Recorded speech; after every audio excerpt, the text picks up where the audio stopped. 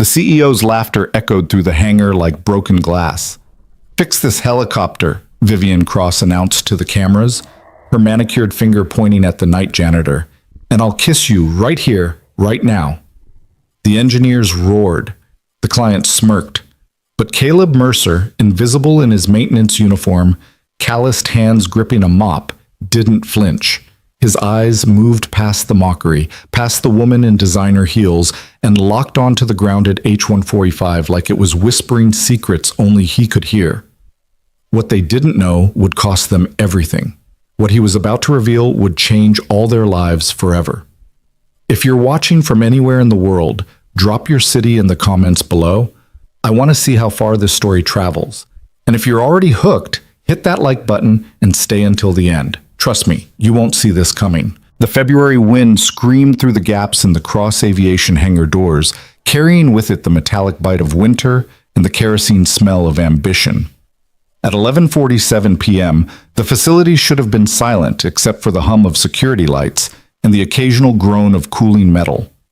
Instead, it blazed like a stadium, every overhead lamp burning bright, casting harsh shadows across the polished concrete floor where a $10 million helicopter sat like a fallen king. Caleb Mercer pushed his maintenance cart along the perimeter, the squeaky front wheel announcing his presence to no one who cared. He was a shadow here, a fixture as unremarkable as the fire extinguishers mounted on the walls. His navy blue uniform hung loose on a frame that had once carried 30 more pounds of muscle, back when he wore different colors and answered to ranks instead of building managers. His name tag, just Mercer, no first name, was slightly crooked, pinned above a breast pocket that held nothing but a worn photograph of a 7-year-old girl with his same gray eyes. The hangar wasn't supposed to be this alive at midnight, but Cross Aviation wasn't supposed to have a grounded helicopter with a Swiss client arriving in 14 hours either, and desperation made people do ugly things to their schedules and their dignity. Caleb had learned that lesson the hard way. "No, no, no!" The voice cut through the industrial space like a blade. "I don't want excuses. I want solutions." Vivian Cross stood in the center of the chaos like a general surveying a losing battle, and she was dressed for war. At 38, she'd built Cross Aviation from her father's failing charter service into a boutique helicopter sales and customization company with clients across 3 continents. She wore power like other women wore perfume, deliberately, expensively, and with the intention of making everyone in proximity aware of it. Tonight it came in the form of a charcoal suit that probably cost more than Caleb's monthly salary, paired with heels that clicked against concrete like gunshots. Her dark hair was pulled back so severely it seemed to sharpen her features. High cheekbones, strong jaw, eyes the color of expensive whiskey, and just as likely to burn going down. She was beautiful in the way that corporate portraits and magazine profiles were beautiful. Carefully constructed, strategically lit, and just a little bit dangerous. "Run the diagnostic again," she snapped at a man in a Cross Aviation polo shirt, his tablet glowing in his trembling hands. "There has to be something we're missing." "We've run it 6 times, Ms. Cross." The engineer, Henderson according to his name badge, looked like he'd aged a decade in the past 3 hours. "The software says everything is functioning within normal parameters. There's no electronic fault we can identify." "Then explain to me why a $4 million Airbus H-145 is sitting on my floor like an expensive paperweight." Vivian's voice ricocheted off the hangar walls. "Explain to me how I'm supposed to look Christoph Bergman in the eye tomorrow and tell him the custom medical helicopter he ordered, with every upgrade, every specification he requested, doesn't actually fly." Caleb slowed his cart, his mop making lazy circles on floor that was already clean. He'd learned the art of invisible observation during his first month here. People said things around janitors they'd never say around colleagues. They revealed truths they'd hide from anyone who mattered, because janitors didn't matter. "The pressure valve system shows optimal readings," another engineer offered, a younger woman whose name tag read Martinez. She stood beside a diagnostic cart connected to the helicopter by a tangle of cables. "Fuel flow is perfect. Hydraulics are balanced. On paper, this bird should be purring." "On paper doesn't pay the bills," Vivian shot back. She turned to scan the assembled team, 8 engineers, 2 mechanics, and a videographer who'd been documenting Cross Aviation's behind-the-scenes preparation for the company's social media. The camera's red light blinks steadily, capturing every moment of this spectacular failure. We have 14 hours to figure this out. 14 hours before Bergman arrives with his entourage, his expectations, and his willingness to walk away from this deal if we can't deliver. So unless someone here has a miracle in their back pocket, I suggest Ms. Cross, a voice from the corner, hesitant but urgent. A third engineer, older, with gray at his temples. Maybe we should call in the manufacturer's specialist team. Airbus has people who, and have them arrive when? Tomorrow afternoon? Next week? Vivian's laugh was sharp enough to draw blood. By the time they clear their schedules and fly here, Bergman will be in Munich buying from our competitors. No. We solve this in-house tonight, or we don't solve it at all. The weight of that statement settled over the hangar like snow. Caleb could see it in their faces. The engineers knew they were outmatched. This wasn't a software glitch or a loose connection. This was something deeper, something mechanical and subtle. And they'd already exhausted their diagnostic playbook. He kept mopping, but his eyes never left the H-145. She was beautiful, he had to admit. Sleek white body with Cross Aviation's logo emblazoned on the tail, the interior visible through the windows, custom medical configuration with state-of-the-art equipment, designed to be a flying emergency room for alpine rescue operations. The rotor blades were stationary now, but Caleb could imagine them cutting through air, the whole machine rising with that particular grace that made helicopters seem like they were defying gravity through pure stubbornness. He'd loved that about rotorcraft. Airplanes were elegant, jets were powerful, but helicopters were honest. They told you every second that they were fighting physics, that they stayed aloft through constant adjustment and perfect balance, that one mistake could bring everything down, just like life. Sir? Martinez had her tablet up, reading something. The diagnostic history shows a minor pressure fluctuation 3 days ago during the test flight. It resolved itself, so we didn't flag it for follow-up. Henderson leaned over her shoulder. How minor? 0.3 bar variance, within acceptable parameters, but... She trailed off, fingers swiping through screens of data. It lasted for about 40 seconds, then normalized. Could be related? Could be anything, Vivian said, but Caleb heard the thread of hope in her voice. She was grasping now, desperate for any lead that might save her company's reputation. Can we access the valve system directly? We can open it up, but it'll take time, Henderson replied. And if we're wrong, we'll have torn apart a perfectly good system for nothing. Then don't be wrong. Caleb reached the north corner of the hangar, where the maintenance closet stood like a confessional. He should have gone inside, stored his cart, clocked out, and driven his 12-year-old Toyota back to the small apartment he shared with Maya. His shift ended at midnight. He had no reason to stay, no obligation to care about a helicopter problem that wasn't his problem. But his hands remembered things his mind tried to forget. He looked at the H-145 again, really looked at it. The way it sat slightly nose down. The faint discoloration around the engine cowling that nobody else would notice in this light. The pattern of condensation on the access panel that suggested temperature irregularities in the valve housing. He'd seen this before. Different bird, different war, different lifetime. All right, people, let's approach this systematically. Vivian was rallying her troops, her voice crisp with forced confidence. Henderson, you and Martinez open up the valve system carefully. Document everything. The rest of you, review every test flight log from the past month. If there's a pattern, I want it found. The team scattered to their tasks with the urgent efficiency of people who knew their jobs depended on success. The videographer adjusted his position, capturing B-roll of engineers at work, the kind of content that would make great promotional material if they actually solved the problem. Caleb turned toward the closet, ready to disappear into the night where he belonged. And where do you think you're going? He froze. The voice wasn't directed at him, couldn't be directed at him, but when he glanced back, Vivian Cross was staring directly at him, with an expression somewhere between surprise and disdain, as if she'd just noticed a stain on expensive upholstery. Shift's over, ma'am, Caleb said quietly. He'd learned to make his voice smaller here, to take up less space in conversations just like he took up less space in rooms. Just heading out. The janitor... She said it like she was identifying a species. Then something shifted in her face, some calculation happening behind those whiskey eyes. The videographer had turned his camera toward them, sensing a moment. Actually, stay right there. Caleb's instincts prickled. Nothing good ever came from being noticed by people like Vivian Cross.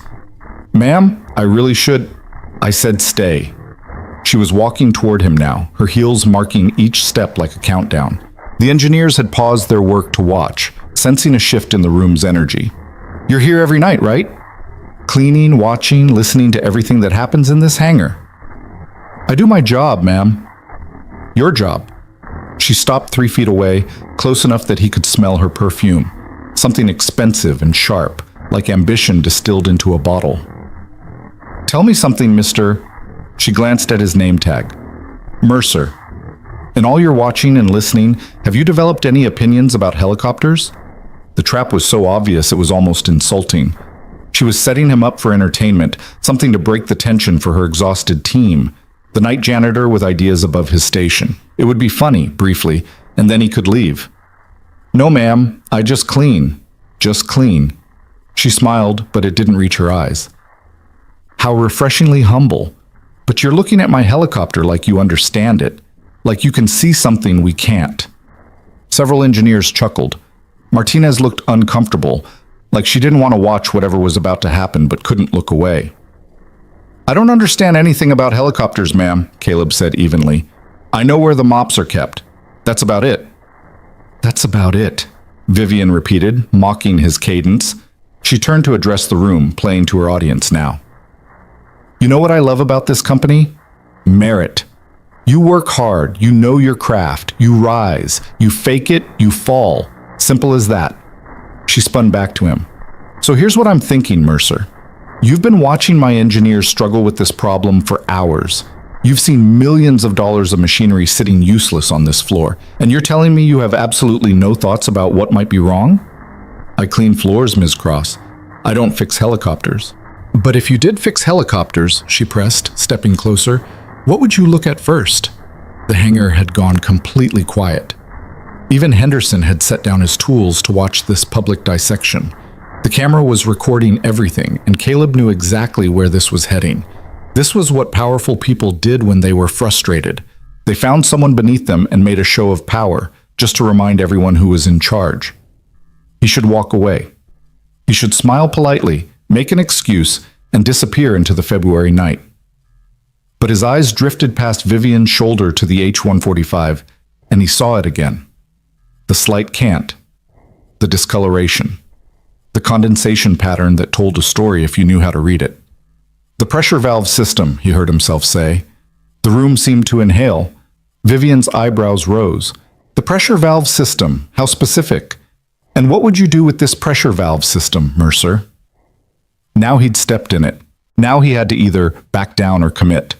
He thought of Maya, safe in bed at Mrs. Chen's apartment next door, probably dreaming about her robotics competition. He thought of the bills on his kitchen counter. He thought of all the reasons he'd learned to be invisible. "I'd check for metallic dust accumulation in the housing," he said quietly. "It's rare, but if there was a minor pressure spike 3 days ago, like your engineer mentioned, it could have caused microscopic valve seat degradation. The particles would be too fine for standard diagnostics to flag, but they'd restrict flow just enough to prevent proper pressure maintenance during ignition sequence." The silence that followed was absolute. Henderson broke it first. "That's actually theoretically possible, but the diagnostic would have caught metal particles." "Not if they're still suspended in the valve mechanism itself," Caleb continued, and he could hear his voice changing despite himself, becoming more precise, more technical. "The particles wouldn't show up in the fluid sample. You'd have to physically disassemble and inspect the valve housing under magnification." Martinez was already pulling up something on her tablet. "The pressure variance was brief but sharp. If it damaged the valve seat even minimally—" She looked up at Vivian. "He might be right. It fits the symptom pattern." Vivian was staring at Caleb like she was seeing him for the first time, really seeing him, and he watched her expression shift from surprise to calculation to something that looked almost predatory. "Well," she said slowly, "aren't you just full of surprises?" She turned to address the room again, and Caleb knew whatever was coming next was going to be bad. "My engineers spent 3 hours and couldn't diagnose this problem. But apparently, our night janitor figured it out in 5 minutes, just by looking." She let that sink in, let the engineers feel the weight of it. So here's what I think. I think Mercer here has been hiding some very interesting qualifications. And I think she turned back to him, and her smile was dangerous. I think we should put him to the test. Ms. Cross, I really don't think, Henderson started. Oh, I'm thinking plenty, Vivian interrupted. In fact, I'm thinking so much that I'm going to make this interesting. She raised her voice, making sure everyone could hear, making sure the camera caught every word. Mercer, you seem to know a lot about helicopters for a man who just cleans floors. So here's my offer. You fix this helicopter. You personally diagnose and repair whatever's wrong with my H-145, and I'll kiss you. Right here, right now, in front of everyone. The hangar erupted in shocked laughter and gasps.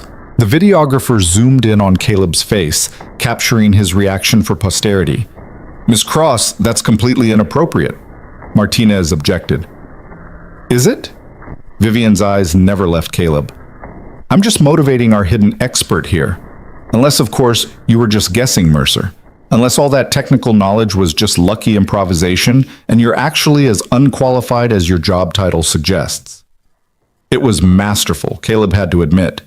She'd cornered him perfectly. If he backed down now, he looked like a fraud. If he accepted, he became a spectacle, entertainment for her stressed team and content for her social media. Either way, she won. I'm a janitor, he said again, but the words felt hollow now. Then walk away, Vivian challenged. Go back to your mops and your invisibility. Nobody will blame you. She paused. But if you're right about that valve, if you actually know what you're talking about, then maybe you're wasting your talents pushing a cleaning cart around my hangar. She was good. She'd added just enough dignity to the dare that refusing it would feel like cowardice rather than common sense. Caleb looked at the H-145 again. It would take maybe 2 hours to properly disassemble the valve system, inspect it, clean it, if necessary, and reassemble it. He could do it in his sleep.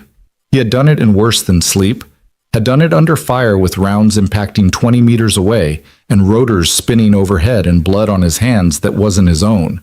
But that was a different life. That was before. No, thank you, ma'am, he said, and turned toward the maintenance closet. $5,000. He stopped. Vivian's voice was different now, harder. Fix my helicopter tonight and I'll pay you $5,000 cash, on top of the kiss, which I'm sure will be memorable. More laughter from the engineers, nervous now. That's a lot of money for a janitor, Mercer. Probably 3 months' salary for you. 4 months, actually. 4 months of rent and groceries and Mrs. Chen's childcare fees. 4 months of slowly building the savings account that was supposed to be Maya's college fund but kept getting raided for emergencies. I can't help you, Ms. Cross. Can't or won't? She was angry now, the mask of amusement slipping. Because it's starting to feel like you wasted my time with your theories and your technical knowledge. Like maybe you're not as smart as you pretended to be. Henderson cleared his throat. Ms. Cross, we should probably get back to... Did I ask you, Henderson? She snapped. Then back to Caleb. Last chance, Mercer. Show me I'm wrong about you. Show me you're not just another invisible person in an invisible job. And there it was, the real insult, the one that cut deeper than mockery or money. Invisible. Like the last 10 years of his life had been so small they didn't even register. Like choosing to be there for Maya, to be present for the only person in the world who mattered, was somehow a failing rather than the only thing he'd done right. He turned back slowly. If I fix your helicopter, he said quietly, I don't want your money, and I definitely don't want your kiss. Something flickered in Vivian's expression. Surprise, maybe even respect. Then what do you want? This was stupid. This was dangerous. This was every lesson he'd learned about staying small and staying safe thrown directly in the garbage. But when he closed his eyes, he saw Maya in Mrs. Chen's living room 3 days ago, her small hands trying to wire her robotics rover by the dim glow of a desk lamp because the overhead lights in her school's STEM workshop had been out for 2 weeks. Budget cuts, the principal said. Maybe next semester, the principal said. The elementary school on Birch Street, Caleb said. They have a robotics program in the basement workshop. The lights have been out for weeks. Fix them, tonight, before school tomorrow morning. Vivian blinked. That's what you want? Lights in a school workshop? That's what I want. She studied him for a long moment, and Caleb could see her trying to figure out the angle, the manipulation, the hidden agenda. People like Vivian Cross didn't understand that sometimes people just wanted simple things for simple reasons. "Fine," she said finally. "You fix my helicopter by—" She checked her watch. 2:00 a.m. Give you 2 hours. You fix it, I'll have someone at that school by dawn, replacing every light in the building if that's what it takes. You fail, you're fired, and I'll make sure every aviation company in the state knows you're a fraud who impersonated an engineer." "Ms. Cross, he's not an engineer," Martinez protested. "We can't just let him—" "He seems to think he knows what's wrong with my helicopter," Vivian interrupted. "And right now, he's the only person in this hangar who's offered a diagnosis we haven't tried. So either he's right, or he's about to learn a very expensive lesson about speaking up without credentials." She extended her hand to Caleb, a mockery of a business deal. "Do we have an agreement, Mercer? 2 hours. Fix my helicopter. I fix your lights. Yes or no?" Caleb looked at her hand, looked at the engineers watching with expressions ranging from pity to anticipation. Looked at the camera still recording, turning this whole thing into content, into entertainment. Then he looked at the H-145. He took Vivian's hand. Her grip was firm, competitive, the handshake of someone who viewed everything as a negotiation to win. "Yes," he said, "we have an agreement." Vivian smiled, and it was the smile of someone who just won something. "Excellent. Henderson, give him whatever tools he needs. The rest of you, back to work. Let's see if our janitor is as smart as he thinks he is." She walked away, heels clicking, already pulling out her phone to document this moment for whatever social media narrative she was constructing.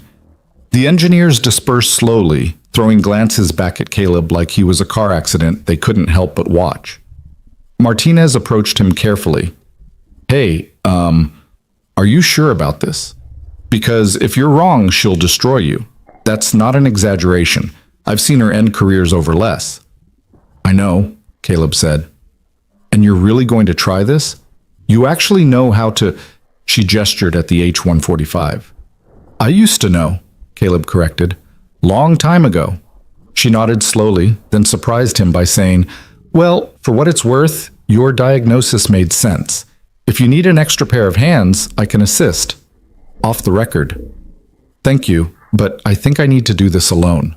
Martinez left him there, standing in the bright hangar with his maintenance cart and his crooked name tag, and 2 hours to either validate the life he'd left behind or prove that Vivian Cross was right about him being invisible for a reason.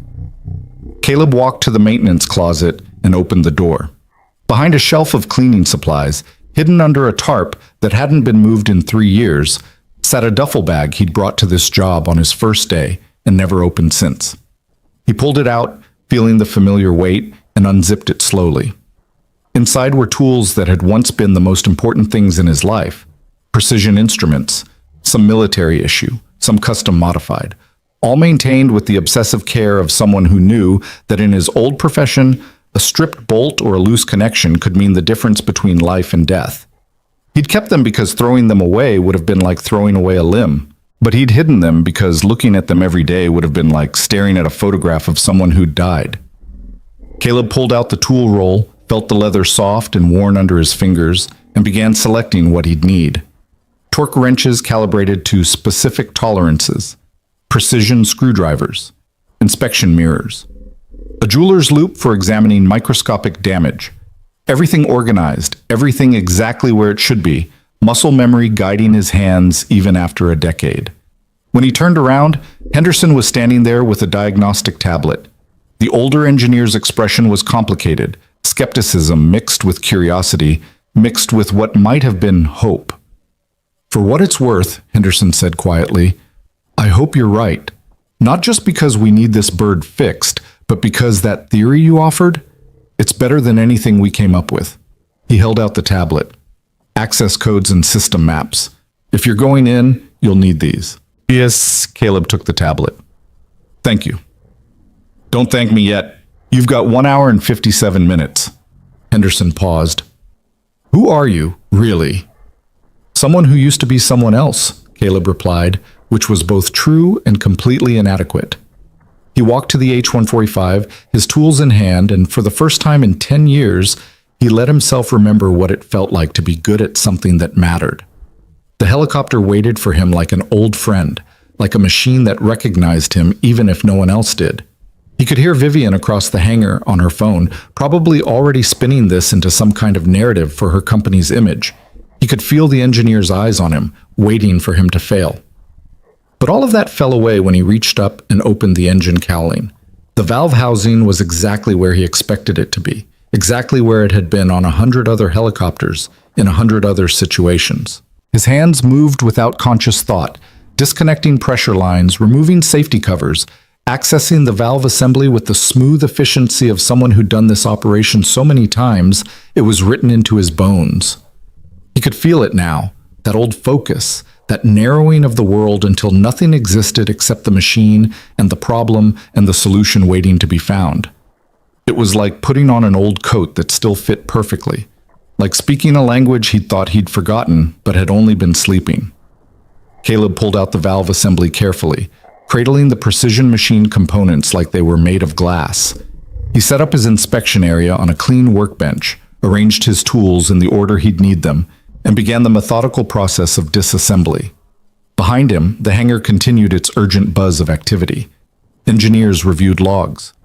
Vivian made phone calls. The camera captured B-roll. But none of it touched him now. He was back in another time, another life, where his hands had kept people alive and his knowledge had mattered. The valve seat revealed its secrets under magnification. Fine particles, almost invisible to the naked eye, trapped in the sealing surface. Metallic dust from stress point degradation, exactly as he'd suspected. It would have been easy to miss, easy to overlook. But now that he could see it, the solution was clear. Caleb worked with the patient precision of a surgeon, cleaning each component, inspecting for additional damage, documenting everything on the diagnostic tablet because proper maintenance required proper records. He could feel the old training taking over, the systematic approach, the triple-check methodology, the absolute certainty that shortcuts killed people. An hour passed, then 90 minutes. Vivian appeared at his elbow, startling him. "Well?" "Found the problem," Caleb said without looking up. He was in the middle of a critical torque sequence and couldn't afford distraction. "Give me 15 minutes." "You found—" She leaned in to look at his documentation on the tablet. Metallic particulate contamination in the valve seat, caused by stress fracture propagation during the pressure spike event. She read his notes with what sounded like genuine surprise. "This is detailed, very detailed." "It's standard documentation protocol," Caleb replied, finishing the torque sequence and moving to the next bolt. "You document everything because if something goes wrong later, you need to know exactly what was done and why." "Standard protocol for what?" Vivian pressed. "Who are you, Mercer? Really?" "Right now, I'm someone who needs to concentrate." She didn't leave, but she did stop talking. Caleb finished the reassembly, working backward through the process with the same methodical care. Every connection verified, every seal checked, every tolerance confirmed. He'd learned a long time ago that fast work and sloppy work were two different things, and only one of them kept people alive. At 1:52 a.m., he closed the engine cowling and stepped back. "It's done," he said. The hangar seemed to exhale. Engineers gathered around as Henderson approached with the startup checklist. "You want to do the honors?" he asked Caleb, holding out the tablet. "No," Caleb said. "This is your bird. You run the pre-flight." Henderson nodded, some tension leaving his shoulders, and began the systematic startup sequence. Caleb watched from a distance as the helicopter came to life. Systems powering up, diagnostics running green, the gentle building whine of turbines spinning to operational speed. Then the main rotor began to turn. Slowly at first, gaining speed, the massive blades cutting through the hangar air with that distinctive whoop, whoop, whoop that was somehow both mechanical and alive. The H-145 trembled, testing itself, and then, with a grace that still amazed Caleb after all these years, it lifted. Just a few inches off the ground, just enough to prove that it worked, that it was whole, that whatever had been broken was broken no more. The engineers broke into spontaneous applause. Henderson was grinning. Martinez had tears in her eyes. The videographer captured it all, the moment of triumph, the victory against deadline and desperation. And Vivian Cross stood absolutely still, staring at the hovering helicopter like she was watching something impossible. Henderson brought the bird back down gently, completing the shutdown sequence with obvious relief. He emerged from the cockpit, shaking his head in wonder. Pressure system is perfect. All parameters nominal. Whatever you did, Mercer, it worked. The hangar erupted in celebration. High fives and relieved laughter, and the loose-limbed exhaustion of people who'd been holding their breath for hours. Someone cranked up music. Someone else broke out coffee and donuts that had been waiting for this moment. Vivian walked toward Caleb slowly, and her expression was complicated. "You fixed it," she said, and it sounded almost like an accusation. "I did. In under 2 hours, something my team couldn't figure out in 3 times that long." "They would have gotten there eventually," Caleb said, because it was true, and because he saw no point in making enemies of the engineers. They were working the problem systematically. I just had some specific experience with this type of failure. "Some specific experience," Vivian laughed. But it wasn't the mocking sound from earlier. It was something else. Something that might have been respect mixed with confusion, mixed with realization. "Who taught you to work on helicopters, Mercer?" "The Army," he said quietly. "A long time ago." Understanding dawned in her whiskey eyes. "You were military. You were an engineer." "I was a lot of things. Now I'm a janitor who needs to go home." He started to walk past her, but she caught his arm. Her grip was gentle this time, not competitive. "Wait, you fixed my helicopter. We had a deal. You said you'd fix the lights at Birch Elementary. That's all I want." "No," Vivian said, and now she was smiling, and the smile was different from before. Not predatory, not mocking, but something almost genuine. "I said I'd kiss you too. Right here, right now in front of everyone." She raised her voice, calling the room's attention. "Everyone!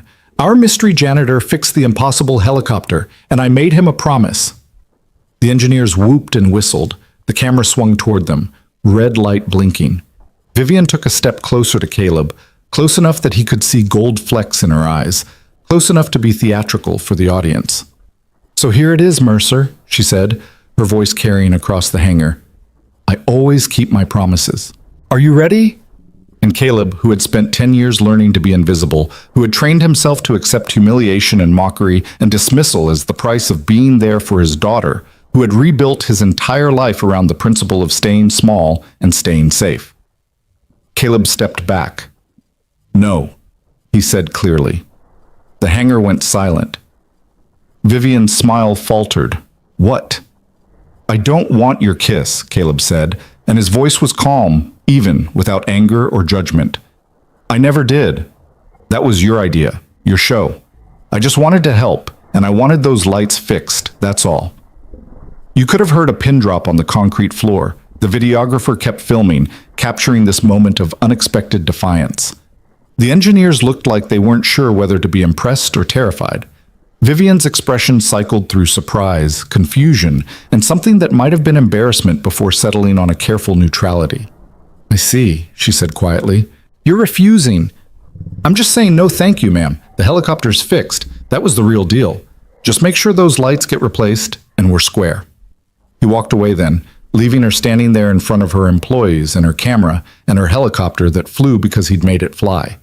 He packed his tools back into the duffel bag, zipped it carefully, and stored it again behind the cleaning supplies where it would wait for another decade or another emergency, whichever came first.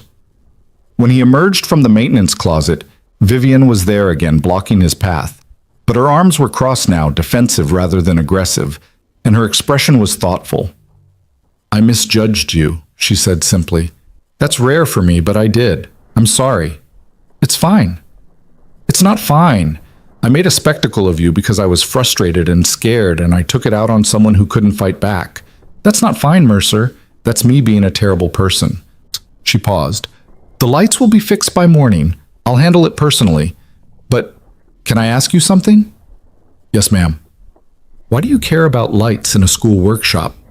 What's at that school that matters more than $5,000 in a moment of glory in front of these people?" Caleb pulled out his wallet and extracted the photograph he kept there.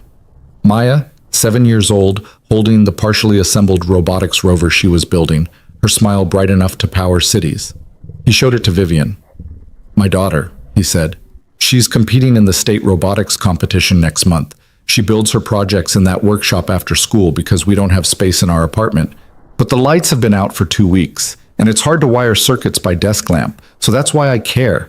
Not for me, for her." Vivian took the photograph gently, studying Maya's face. When she looked up, something had shifted in her expression. Something softer, something almost vulnerable. "She looks like you," Vivian said. "Same eyes, same determination in the chin." "She's braver than me," Caleb replied, taking the photograph back and replacing it carefully in his wallet. "She's not afraid to be brilliant.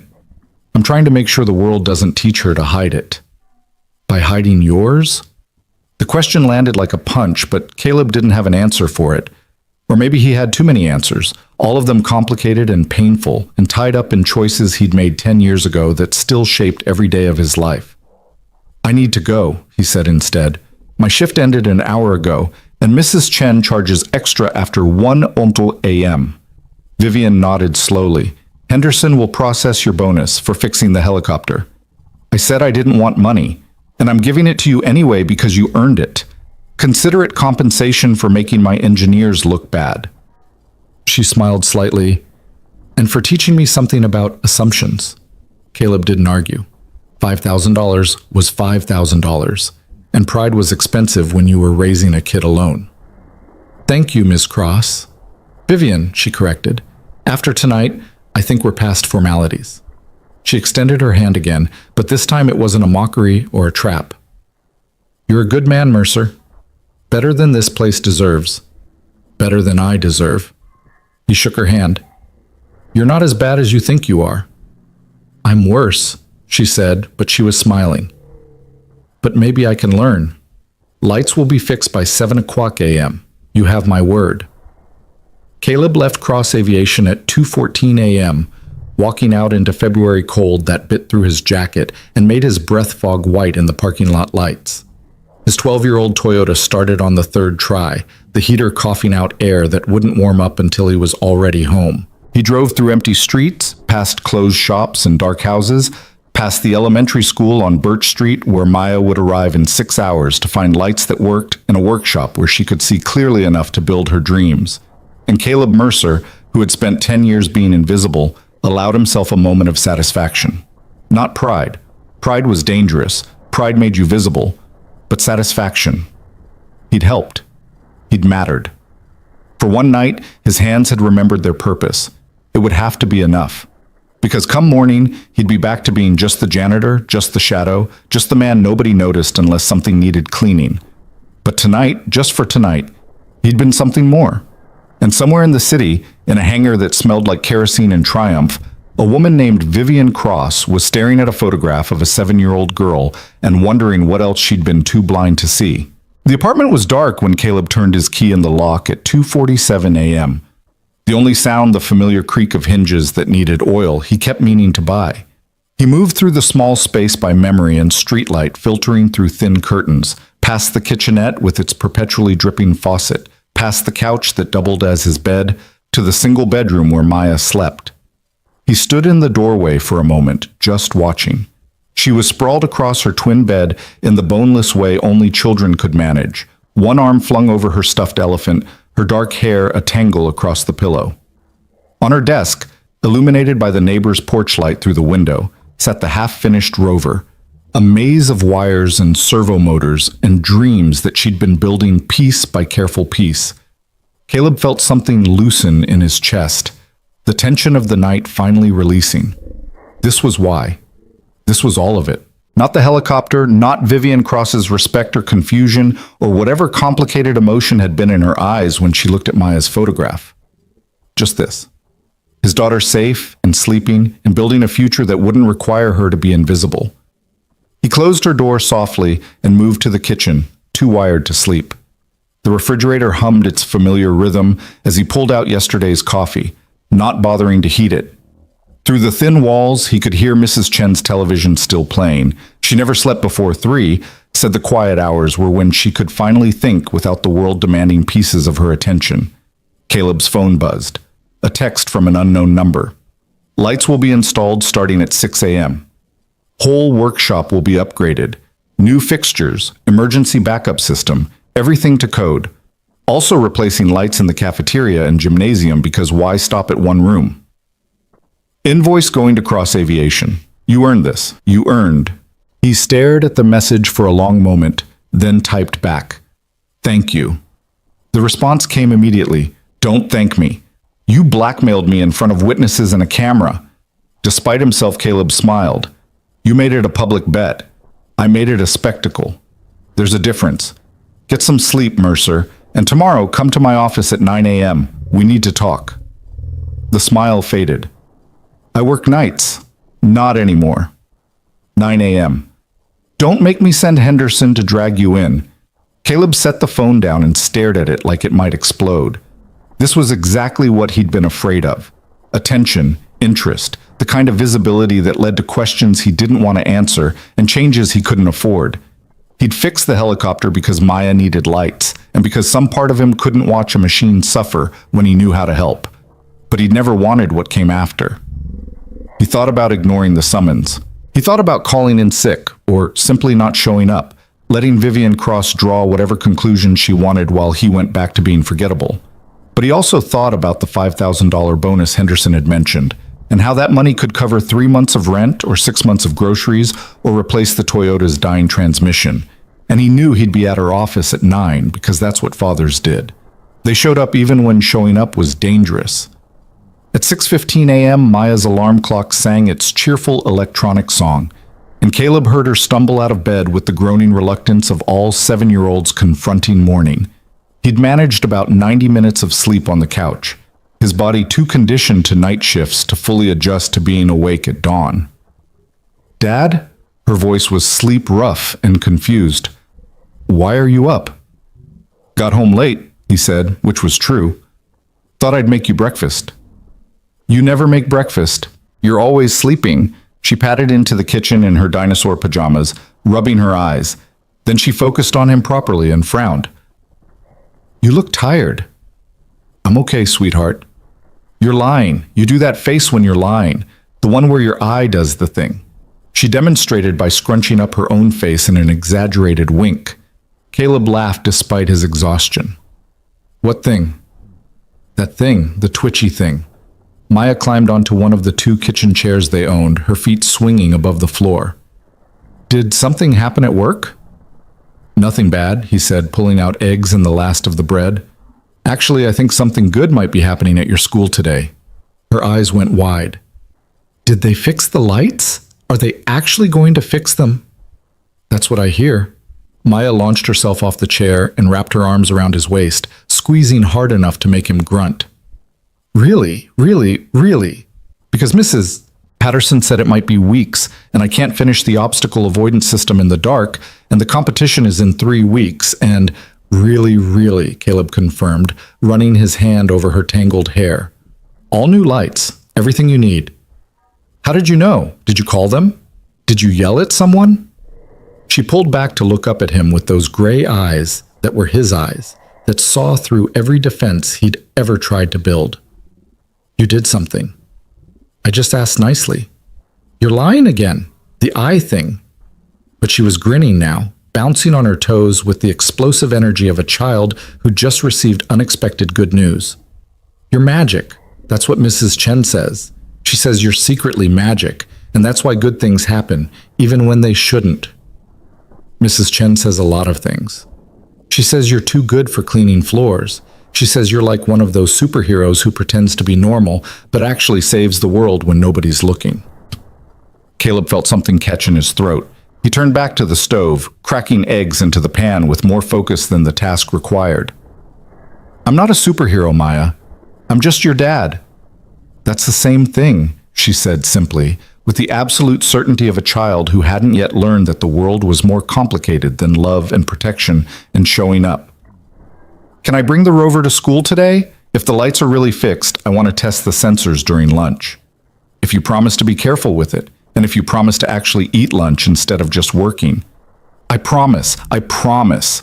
She was already racing back to her room, pajamas flapping, to get dressed and pack her backpack with the careful precision she applied to all her engineering projects. Caleb watched her go and thought about Vivian Cross's question from last night. Why do you hide yours? The answer was complicated, tangled up in a past he'd spent a decade trying to bury, and a present that required him to be small so Maya could be big. But standing here in their tiny kitchen, with its dripping faucet and thrift store furniture, watching his daughter vibrate with excitement about lights that would let her build her dreams. Maybe some sacrifices were worth making. Maybe some invisibility was chosen rather than imposed. Or maybe he was just lying to himself again, and even 7-year-olds could see it. They took the bus to Maya's school, the Toyota's transmission too unreliable for morning traffic. She talked the entire 15-minute ride about her rover's design, about the ultrasonic sensors she was trying to calibrate, about how if she could just get the obstacle detection algorithm right, her robot would be able to navigate the competition course without any remote control input at all. Caleb listened and nodded and asked the right questions, but part of his mind was already at Cross Aviation, already standing in Vivian's office, already dealing with whatever conversation she thought they needed to have. Nothing good came from private meetings with powerful people. He'd learned that lesson in the military, watching officers destroy careers with closed-door discussions that were framed as opportunities but functioned as executions. The school was a low-brick building that had been new in the 1970s and was now held together by optimism and inadequate maintenance budgets. But as they approached, Caleb saw the utility truck parked out front, saw workers in high-vis vests carrying equipment toward the side entrance that led to the basement workshop. Maya saw it too and gasped. They're really here! Dad, they're actually fixing it! Told you. She squeezed his hand hard, then ran toward the entrance where other kids were arriving, already calling to her friends about the workers and the lights and how today was going to be the best day ever. She turned back once, waving, her backpack bouncing with the rover carefully protected inside. Caleb waved back and watched until she disappeared into the building, safe in the world of homework and friendships and robots that only needed to navigate foam obstacles, instead of the complicated terrain of adult decisions. Then he checked his watch, 7:42 a.m., and started the walk to Cross Aviation. It was 3 miles, but he had time, and the cold air helped wake him up in ways coffee never could. The city was coming alive around him, stores opening their gates, commuters hurrying to jobs with titles and health insurance and futures that were planned rather than survived. Cross Aviation looked different in daylight, less dramatic, less industrial, more like an actual business with a parking lot that was filling up and a glass-fronted office section that Caleb had only ever seen from outside. The hangar entrance was around back where service vehicles and employees entered, where people like him used ID badges that only opened certain doors and only during certain hours. But Vivian had said her office, which meant the front entrance, which meant walking through spaces he'd never been allowed to occupy. Caleb pushed through the glass doors at 8:52 a.m. and found himself in a reception area that was all modern design and aviation photography. Helicopters against mountain sunsets, sleek interiors that looked more like private jets than emergency vehicles, smiling clients shaking hands with Vivian in various corporate poses.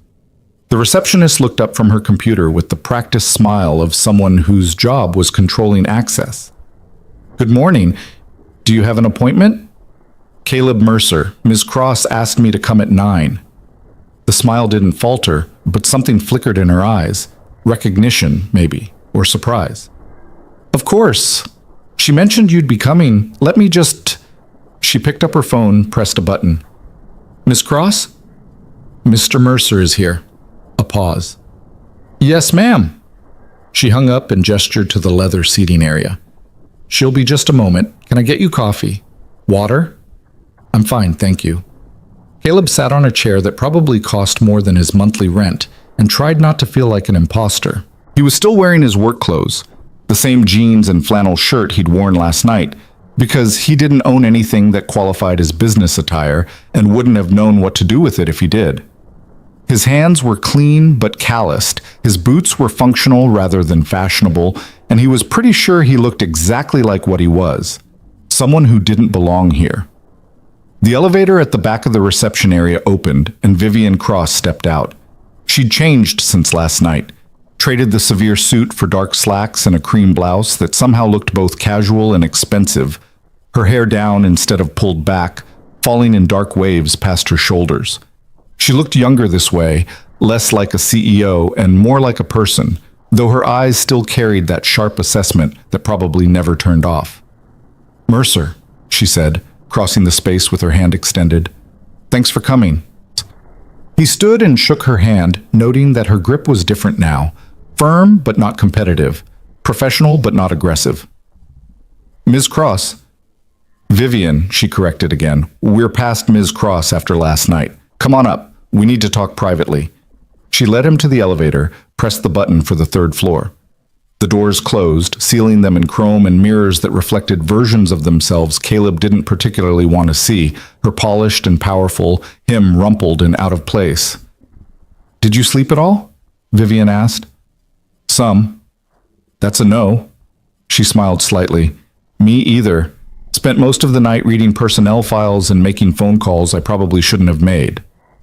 The elevator opened onto a hallway with offices on either side, names on plaques, the muted sound of people starting their workday. Vivian's office was at the end, corner position, windows overlooking both the hangar and the parking lot, the kind of space that announced exactly who had power here. She closed the door behind them and gestured to the chairs facing her desk. "Sit, please." Caleb sat, feeling the wrongness of it in his bones. This was a conversation where someone like him got let go as gently as possible, thanked for their service, and reminded that boundaries existed for reasons. He prepared himself for it, building the walls he'd need to walk out with dignity and tact. Vivian didn't sit behind her desk. Instead, she pulled up a chair next to him, eliminating the physical barrier, and that small gesture was somehow more unsettling than any power play could have been. "I'm going to be direct," she said, "because I think you value that, and because I've already wasted enough of your time with games. I looked into your background last night, made some calls to people I know in military aviation. Do you know what I found? I'm sure you're going to tell me. Captain Caleb Mercer, Army Aviation, rotorcraft maintenance officer, specialized in forward operating environments, 3 tours, 2 commendations, safety record that was apparently legendary among people who know what legendary means in that context." She paused. "You kept birds flying in conditions that should have grounded them permanently.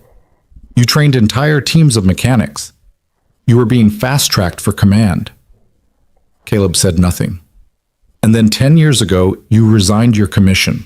Just walked away from a career that people spend lifetimes building. No explanation in the file, just resignation accepted." Vivian leaned forward. "What happened, Caleb? What makes someone with your skills and talent decide to push a mop around a hangar at night? That's personal. I know it's personal. But you walked into my hangar last night and fixed a helicopter that nobody else could fix using knowledge that you've apparently been hiding for a decade. You turned down money and recognition and opportunity because all you wanted was lights for a school workshop. Nothing about that makes sense unless there's a story behind it."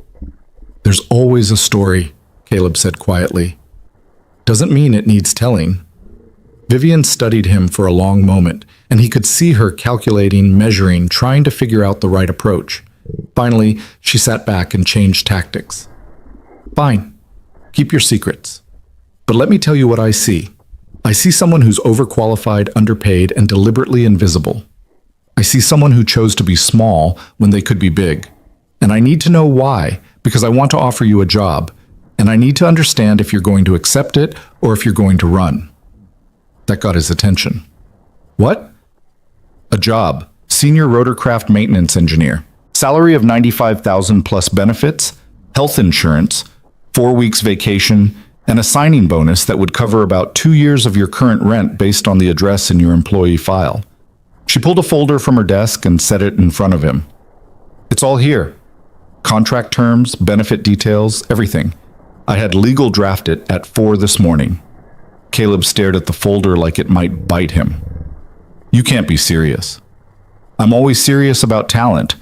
You proved last night that you have skills this company desperately needs. You also proved that you have integrity, which is harder to find than skills. So yes, I'm serious. I want you working for me, properly working for me, not hiding in the night shift pretending to be forgettable." "I can't." He stopped, trying to organize thoughts that were suddenly chaotic. I can't work days. I have a daughter. I need to be there when she gets home from school. So work 8 to 4 instead of 9 to 5, or work 10 to 6. We can be flexible. Vivian opened the folder, flipped to a specific page. We can even discuss part-time arrangements if that works better for your situation. The point isn't the schedule, Caleb. The point is using your actual abilities instead of wasting them on floors that don't need cleaning. They need cleaning. Then we'll hire someone else to clean them. Someone who isn't a decorated military engineer working below minimum wage because he's afraid of being seen.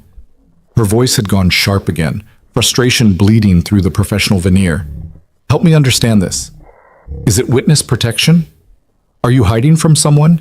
Because if that's the case, I'm not hiding from anyone except myself, Caleb interrupted, and the honesty of it surprised him as much as it clearly surprised her. I'm not in trouble. I'm not running. I made a choice 10 years ago, and this is what that choice looks like. What choice? And there it was. The question he'd been avoiding, the story he never told because telling it required reliving it, and reliving it meant remembering all the ways he'd failed before he'd learned how to do better. But Vivian was looking at him with something that might have been understanding, and the folder in front of him represented a future that could give Maya everything he'd been trying to provide through invisibility and sacrifice. And maybe, just maybe, it was time to stop hiding from the one person who seemed genuinely interested in seeing him. My wife died, Caleb said quietly. Sarah, Maya's mother. She died giving birth to Maya. Complications that shouldn't have been complications, but I was deployed and she was alone, and by the time they reached me, by the time I got emergency leave and flew home, he stopped, throat tight. She was already gone, and I had this 7-pound baby girl who needed everything, and I had a career that meant 6-month deployments and constant transfers and being unavailable exactly when availability mattered. Vivian's expression had gone soft. I'm sorry. So I had a choice. Keep climbing, keep serving, keep doing the work I was good at, and give Maya to Sarah's parents. Let them raise her while I played hero in war zones. Or resign, come home, and be the parent she needed, even if it meant becoming someone I didn't recognize. He looked at her directly. I chose Maya. I chose being there. And that meant taking whatever job let me support us, while still being present for school and homework and bedtime and all the normal things kids need from parents who don't die on them. The silence that followed was heavy with things neither of them knew how to say. Finally, Vivian reached out and gently closed the folder. You're a better person than I am, she said simply. I don't know if I could have made that choice. I'm not sure I would have even considered it a choice. I would have just optimized for career and convinced myself the kid would understand. She paused. But that doesn't mean you have to keep making the same sacrifice forever. Maya's 7 now. She's in school all day. You could work for you and give her after-school care instead of being there when she comes home.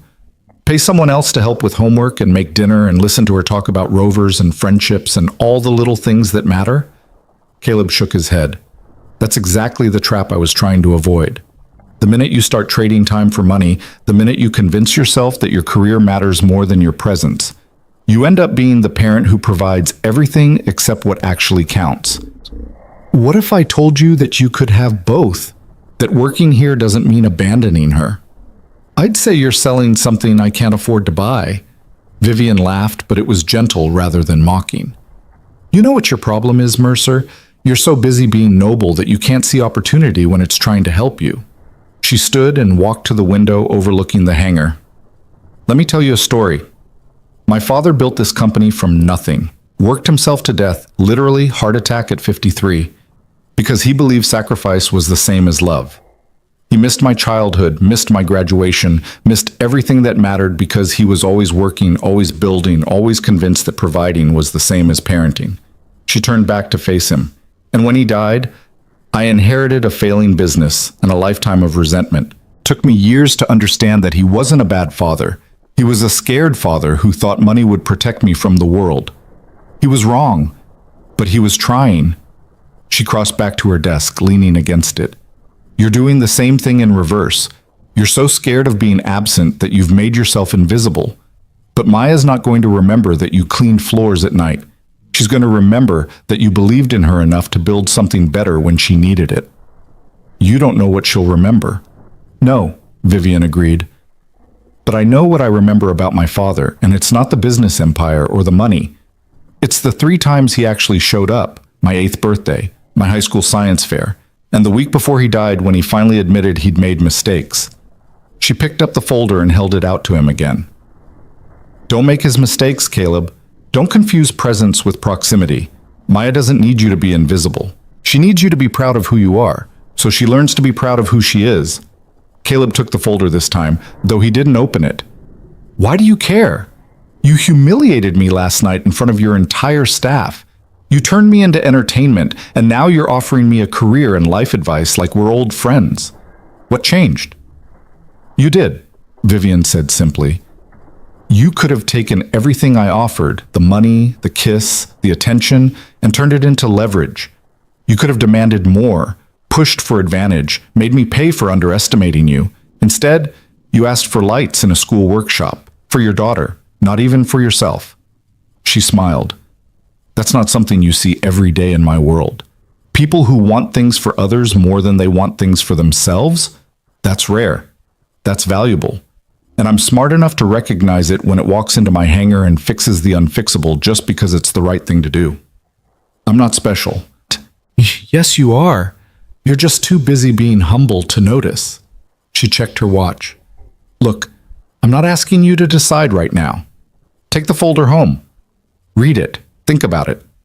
Talk to Maya. Let her know her father has options, and then make whatever choice you need to make. But do it knowing that hiding isn't the same as protecting, and sometimes the bravest thing we can do is let ourselves be seen.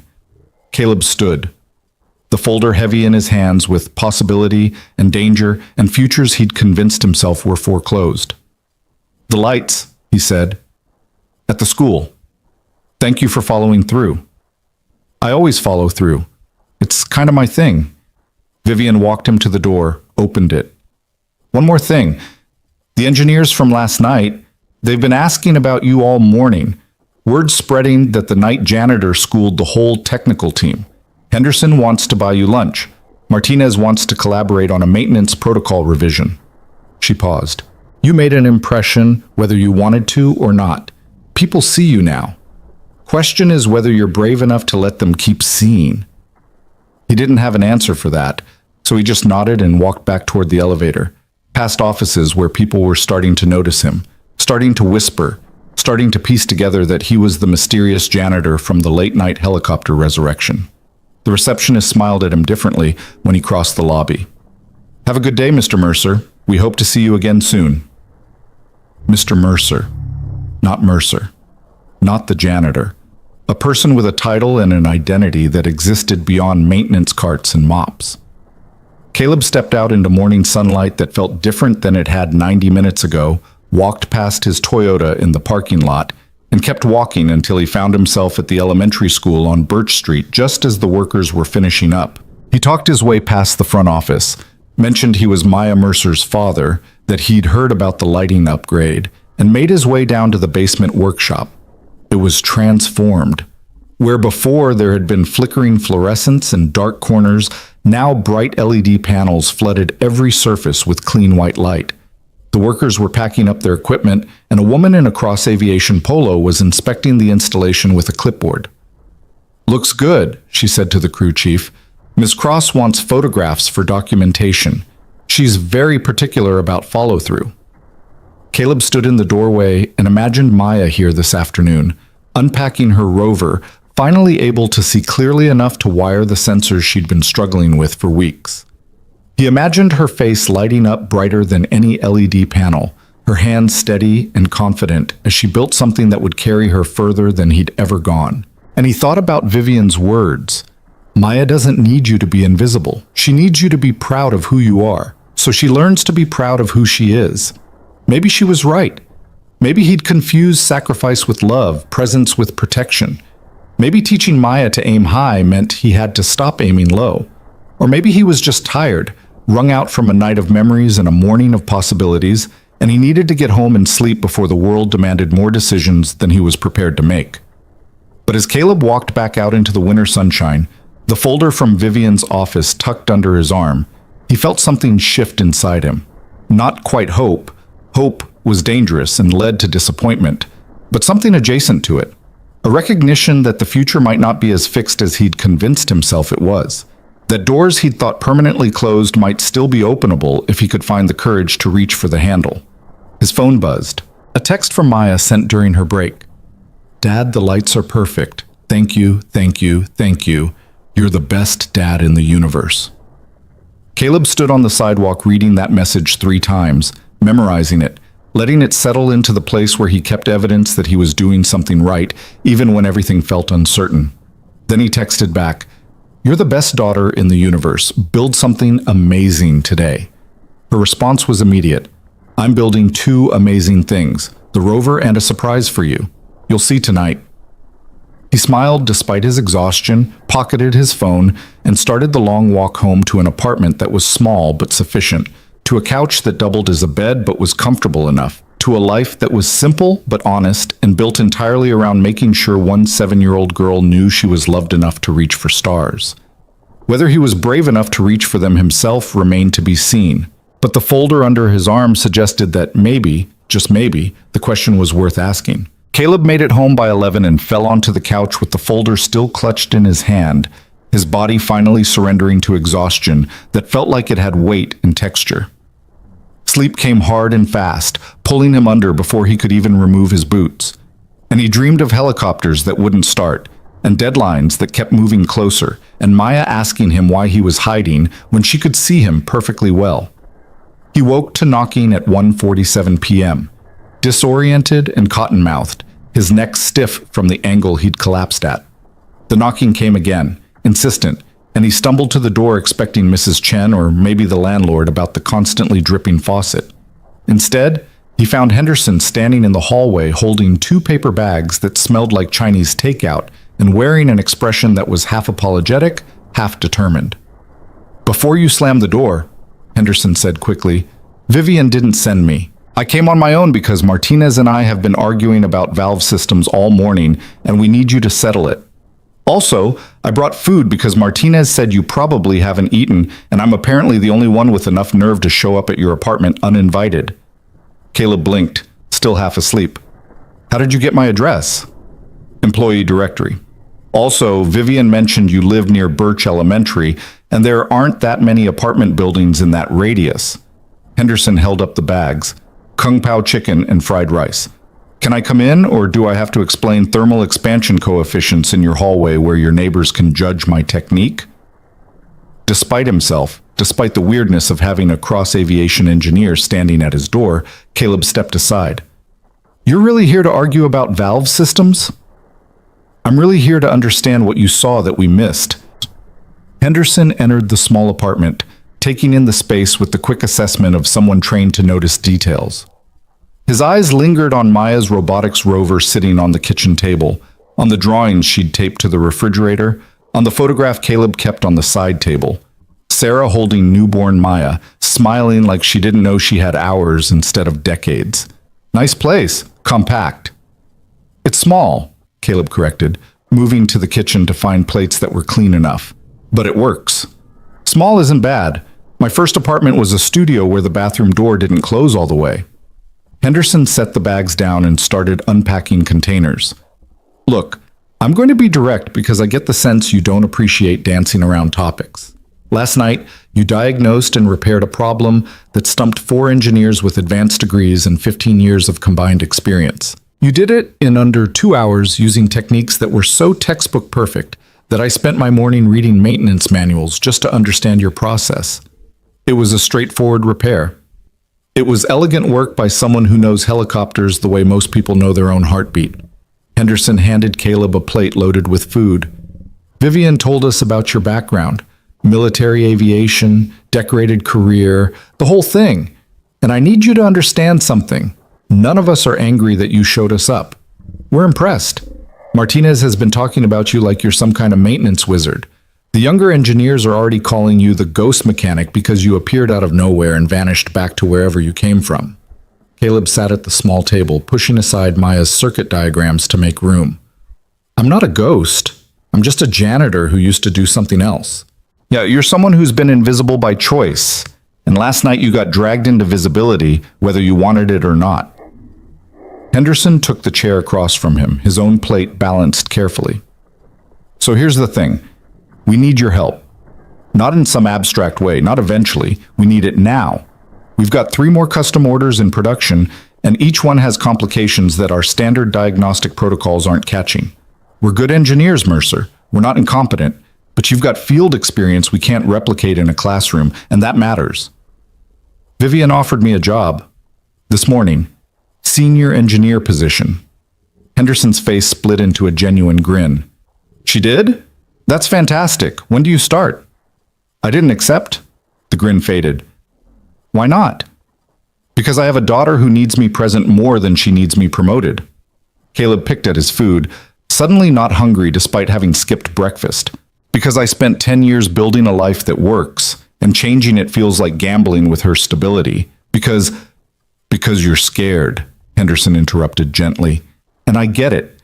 Change is terrifying, especially when you've got someone depending on you. But I've been watching you since last night, Mercer. The way you looked at that helicopter, the way your hands moved through that repair, that's not someone who's happy being invisible.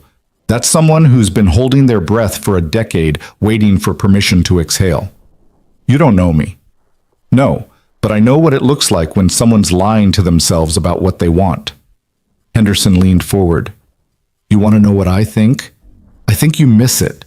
I think you miss working on helicopters, miss using your brain for something more than floor cleaning schedules. I think you've convinced yourself that sacrifice equals love, and now you're trapped in a story you've been telling yourself for so long you've forgotten it's fiction. The words landed like punches, and Caleb felt his defenses rising. My daughter isn't fiction. My responsibility to her isn't something I made up. Of course not. But the idea that you have to be small for her to be big, that's fiction. That's a narrative you built to protect yourself from the guilt of your wife dying while you were deployed. Henderson's voice was quiet, but firm. And I'm not saying that to be cruel. I'm saying it because from the outside, it's obvious that you're punishing yourself for something that wasn't your fault. And you're using Maya as the excuse to keep the punishment going. Caleb stood abruptly, his chair scraping against linoleum. You need to leave. I will, but first, hear me out. Henderson didn't move from his seat. Martinez lost her husband 3 years ago. Car accident, sudden, stupid, the kind of random tragedy that makes you question everything. She had 2 kids, 6 and 8 at the time. And for about a year, she did exactly what you're doing, made herself small, took a lesser position, convinced herself that being present meant being diminished. He paused. You know what her kids told her eventually? They said they missed having a happy mom. They said they'd rather see her less and see her fulfilled than see her every day and watch her slowly disappear. That's not the same. It's exactly the same. You're disappearing, Mercer. Maybe not physically, but emotionally, professionally, personally.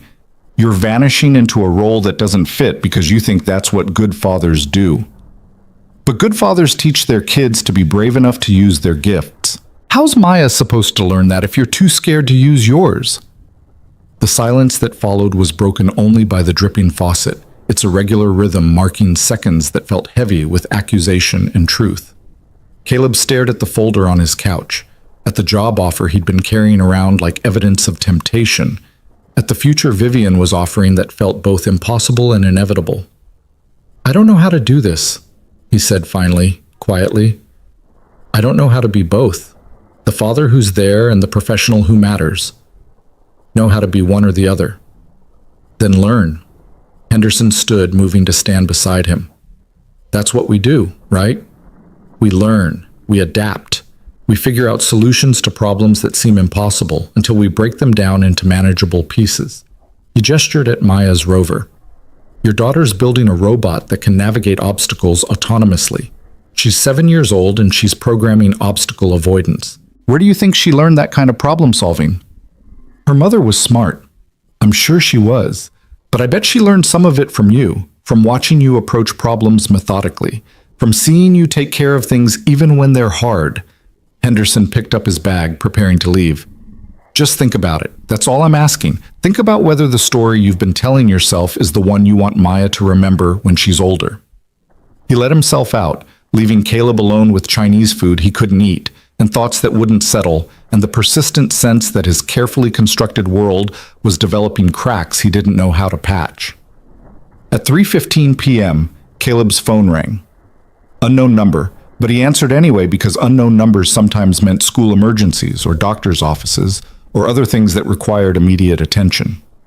Mr. Mercer, this is Principal Davies from Birch Elementary. I wanted to call personally to thank you for the incredible lighting upgrade in our STEM workshop. The contractor mentioned you were responsible? Caleb's throat tightened. I just asked for help. Cross Aviation did the actual work. Well, your asking resulted in a $15,000 installation that our budget couldn't have supported for another 2 years. The teachers are thrilled, the students are excited, and Maya spent her entire lunch period showing her friends her rover under proper lighting. Principal Davies paused. She's very proud of you, Mr. Mercer. She told everyone her dad was magic. She exaggerates.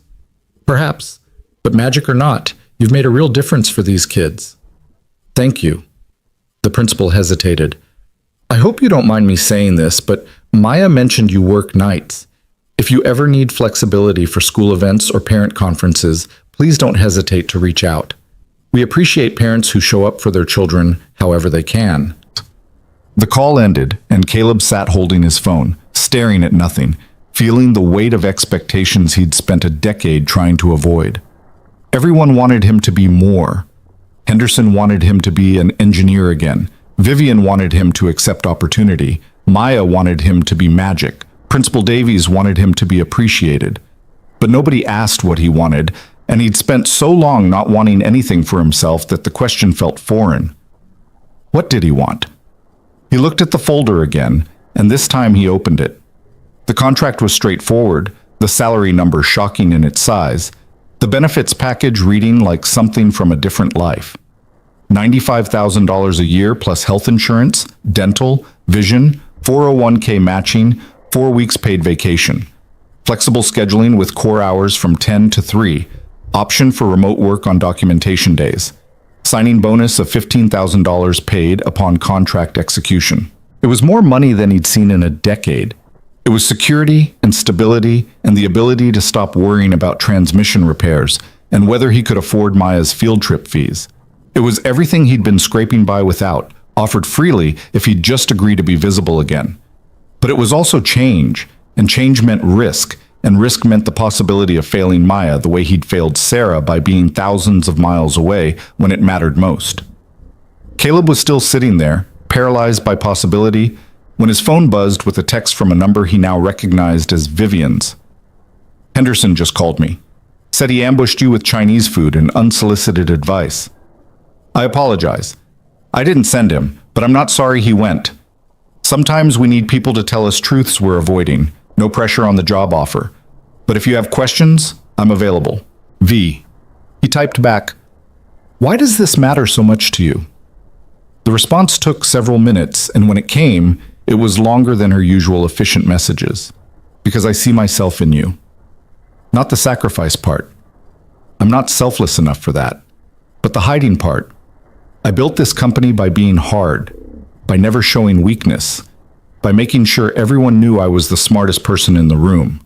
It made me successful and lonely and so focused on proving my father wrong that I forgot to ask if I was proving myself right. You're doing something similar. You're so focused on not being absent that you've forgotten to be present. And I hope, that if I can help you stop hiding, maybe I can figure out how to stop hiding too. Does that make sense? Caleb stared at the message for a long time, reading vulnerability he hadn't expected from someone who seemed constructed entirely of confidence and sharp edges. He thought about responding, thought about asking what she was hiding from, but ultimately he just sent back, It makes sense. Thank you. At 3:45 p.m., he forced himself to shower and change clothes, to eat the cold Chinese food and drink water and perform the basic maintenance his body needed. Then he grabbed the folder and walked back to the elementary school to pick up Maya, arriving 20 minutes early because his internal clock was still confused about what time of day it was. He found her in the workshop, exactly where he knew she'd be, surrounded by other kids and their projects. The new lights were almost aggressive in their brightness, illuminating every corner, making everything crisp and clear. Maya was on the floor with her rover, two other girls leaning over to watch as she adjusted something on the circuit board with the careful precision of a surgeon. No, see, the sensor needs to detect obstacles at least 10 centimeters away, or the turning algorithm doesn't have time to react, she was explaining. So we have to calibrate the sensitivity right here, where the voltage meets the... Dad! She'd looked up and seen him, and her face transformed with joy so pure it made his chest ache. She jumped up and ran to him, nearly tripping over another kid's project in her enthusiasm. You're early! You're never early! Did you see the lights? Aren't they perfect? Mrs. Patterson says we can work on our projects after school now because we can actually see, and I finished the whole sensor array, and my rover can detect obstacles from 12 centimeters away, which is better than 10, and... She stopped, finally taking a breath, her gray eyes shining. Are you okay? You look tired. I'm okay, sweetheart, just had a long day. But you're supposed to be sleeping during the day. You always sleep when I'm at school. She frowned, concerned in that way 7-year-olds could be when their world's patterns shifted unexpectedly. Did something happen? Some things are changing, Caleb said carefully. We should probably talk about it. Want to go home? Maya looked back at her rover, at her friends still working on their projects, at the bright lights that represented possibility. Can we stay a little longer? I'm so close to finishing the programming, and Rachel wants to see if my obstacle detection is better than hers, and Mrs. Patterson said she'd help us test them. Sure. Take your time. I'll wait. He found a seat on one of the workshop benches and watched his daughter return to her robot, to her friends, to the kind of focused problem-solving that came naturally to her because she'd never been taught to doubt her capability. She worked with confidence and joy, explaining her design choices to the other kids, helping Rachel troubleshoot a wiring issue, completely at home in her competence. Where had she learned that? Not from him. He'd spent a decade teaching her through example that hiding was safer than shining. But somehow, despite his best efforts to make himself small, Maya had absorbed a different lesson. She'd seen him fix things, help people, solve problems without needing recognition, and she'd interpreted that as permission to be brilliant without apology. Henderson's words came back to him. Good fathers teach their kids to be brave enough to use their gifts. How's Maya supposed to learn that if you're too scared to use yours? Maybe he'd been teaching her the wrong lesson all along. Maybe by hiding his abilities, he'd been suggesting that capability was something to be ashamed of rather than celebrated. Maybe the best thing he could do for Maya wasn't to be invisible, but to show her what it looked like to be fully, proudly, competently present. Mrs. Patterson, the STEM teacher, approached him with a warm smile. Mr. Mercer, thank you again for making this happen. The difference these lights make is incredible. I'm glad they help. Maya's been telling everyone her father is an engineer who fixes helicopters. Mrs. Patterson's smile widened. She's very proud of you. I hope you know that. I'm just a... Caleb stopped himself, hearing how the automatic denial would sound, how it would diminish what Maya saw in him. Thank you. She's pretty great herself. She is. Brilliant kid, kind heart, natural leader. Whatever you and your wife did... She stopped, seeing something in his expression. I'm sorry, I didn't mean to presume. Her mother passed away when Maya was born, Caleb said quietly. It's been just the two of us. Mrs. Patterson's expression softened with understanding. Then you're doing an exceptional job. Single parents don't hear that enough, but it's true. Maya is thriving, and that's because of you. She gestured toward the workshop. She's going to do amazing things. Kids like her with that combination of technical skill and genuine curiosity, they change the world if we give them the chance. She moved away to help another student, leaving Caleb alone with that assessment. Maya was going to do amazing things. The question was whether he was going to teach her that amazing things required hiding your light, or whether he was brave enough to show her that being extraordinary was something to embrace rather than apologize for. At 4:30 p.m., Maya finally packed up her rover, satisfied with her progress. They walked home together in the late afternoon light, her hand in his, her chatter filling the space between buildings with excited updates about sensors and algorithms and how Rachel's robot was fast, but hers was smarter. "Dad," she said as they climbed the stairs to their apartment, "can I ask you something?" "Always." "Mrs. Patterson said you used to fix helicopters in the army, real helicopters that flew in important places." She looked up at him, curious and careful. "Is that true?" Caleb felt his heart rate increase, the old instinct to deflect rising automatically. But he looked at his daughter's face, at her open curiosity, and made a choice. "Yes," he said, "that's true." "Why did you stop?" "Because when you were born, I needed to be here for you more than I needed to fix helicopters. And being here meant doing different work that let me have different hours." They reached their door, and Maya was quiet while he unlocked it, her expression thoughtful in that serious way she had when processing complex information. Inside, she set her backpack carefully on the couch and turned to face him. "Did you like fixing helicopters?" The question was simple, but the answer was anything but.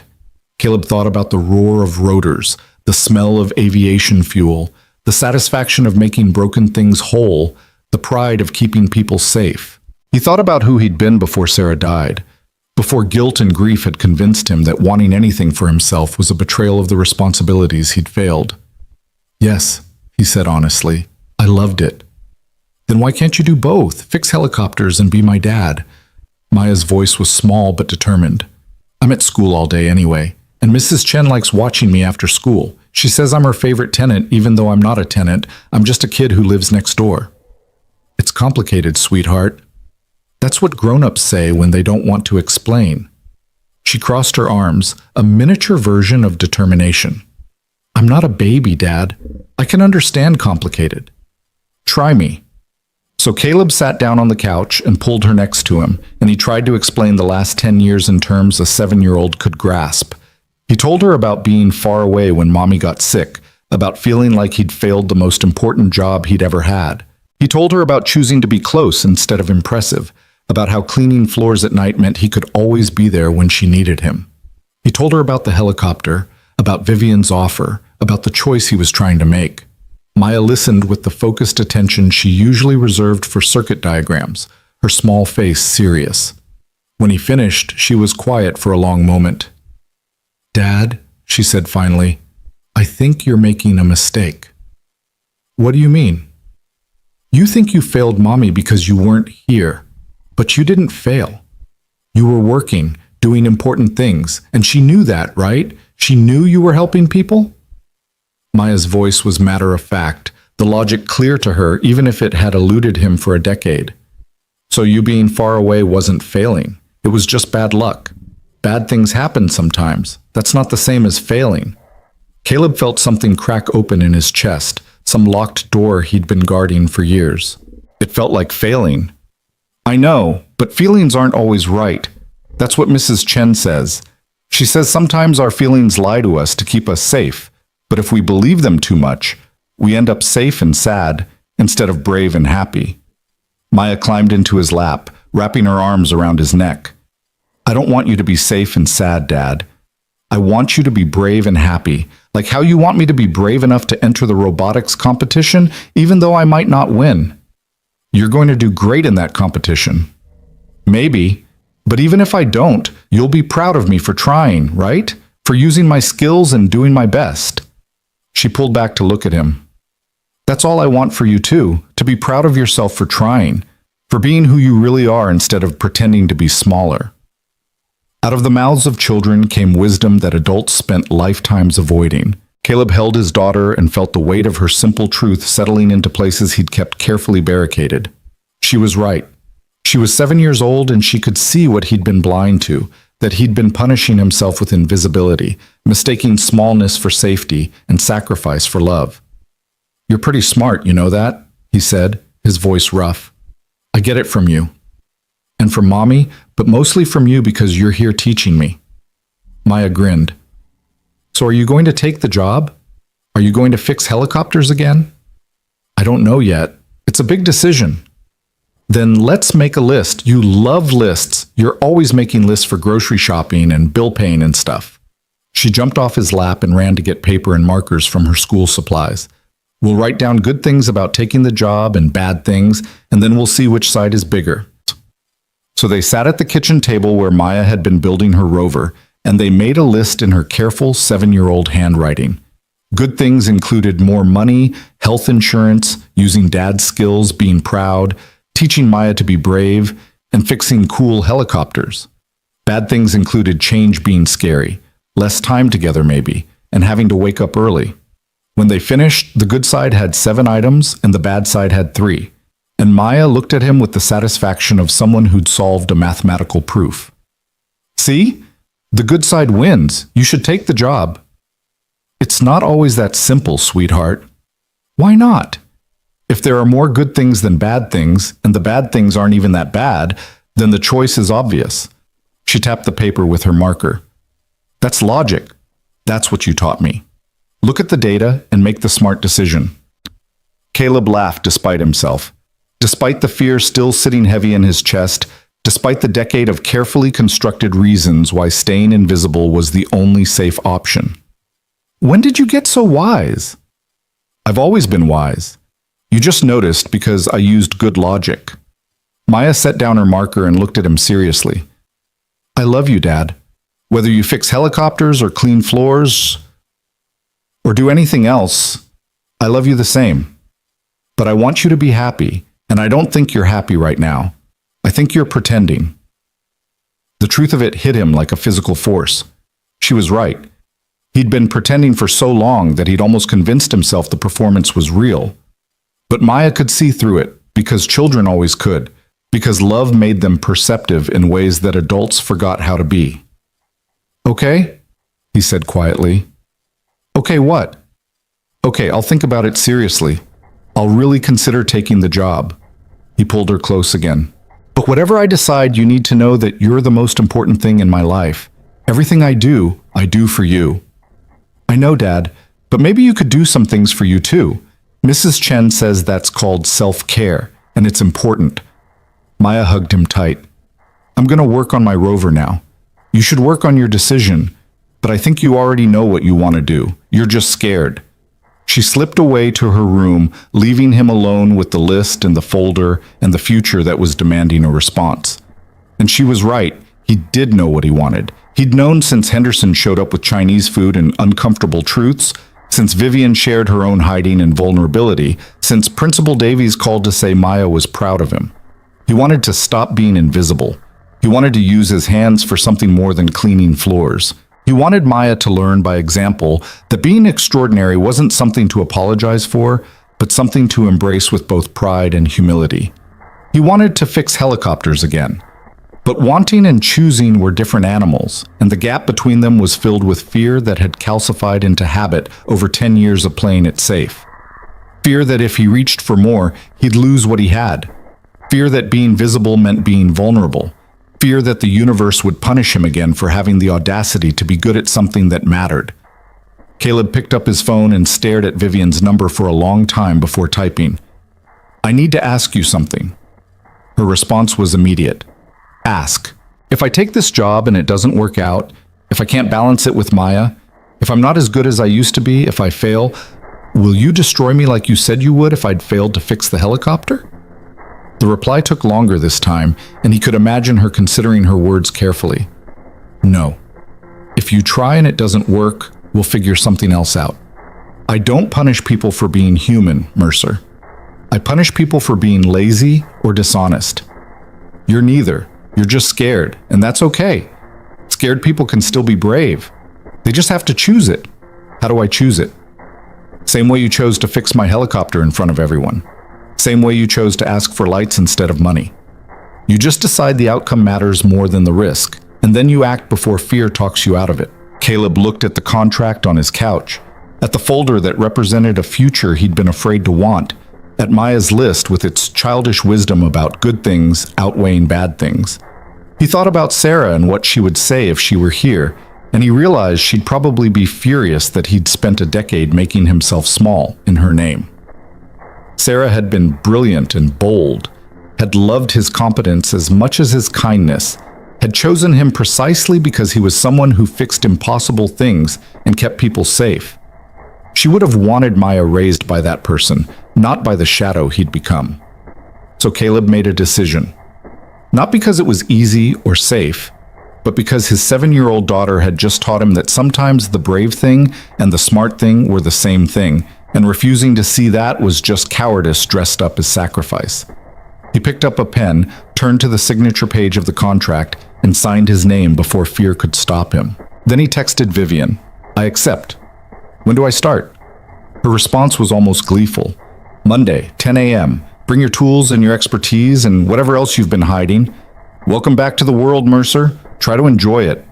He sat there for several minutes, heart pounding, waiting for regret or panic or the certainty that he'd just made a terrible mistake.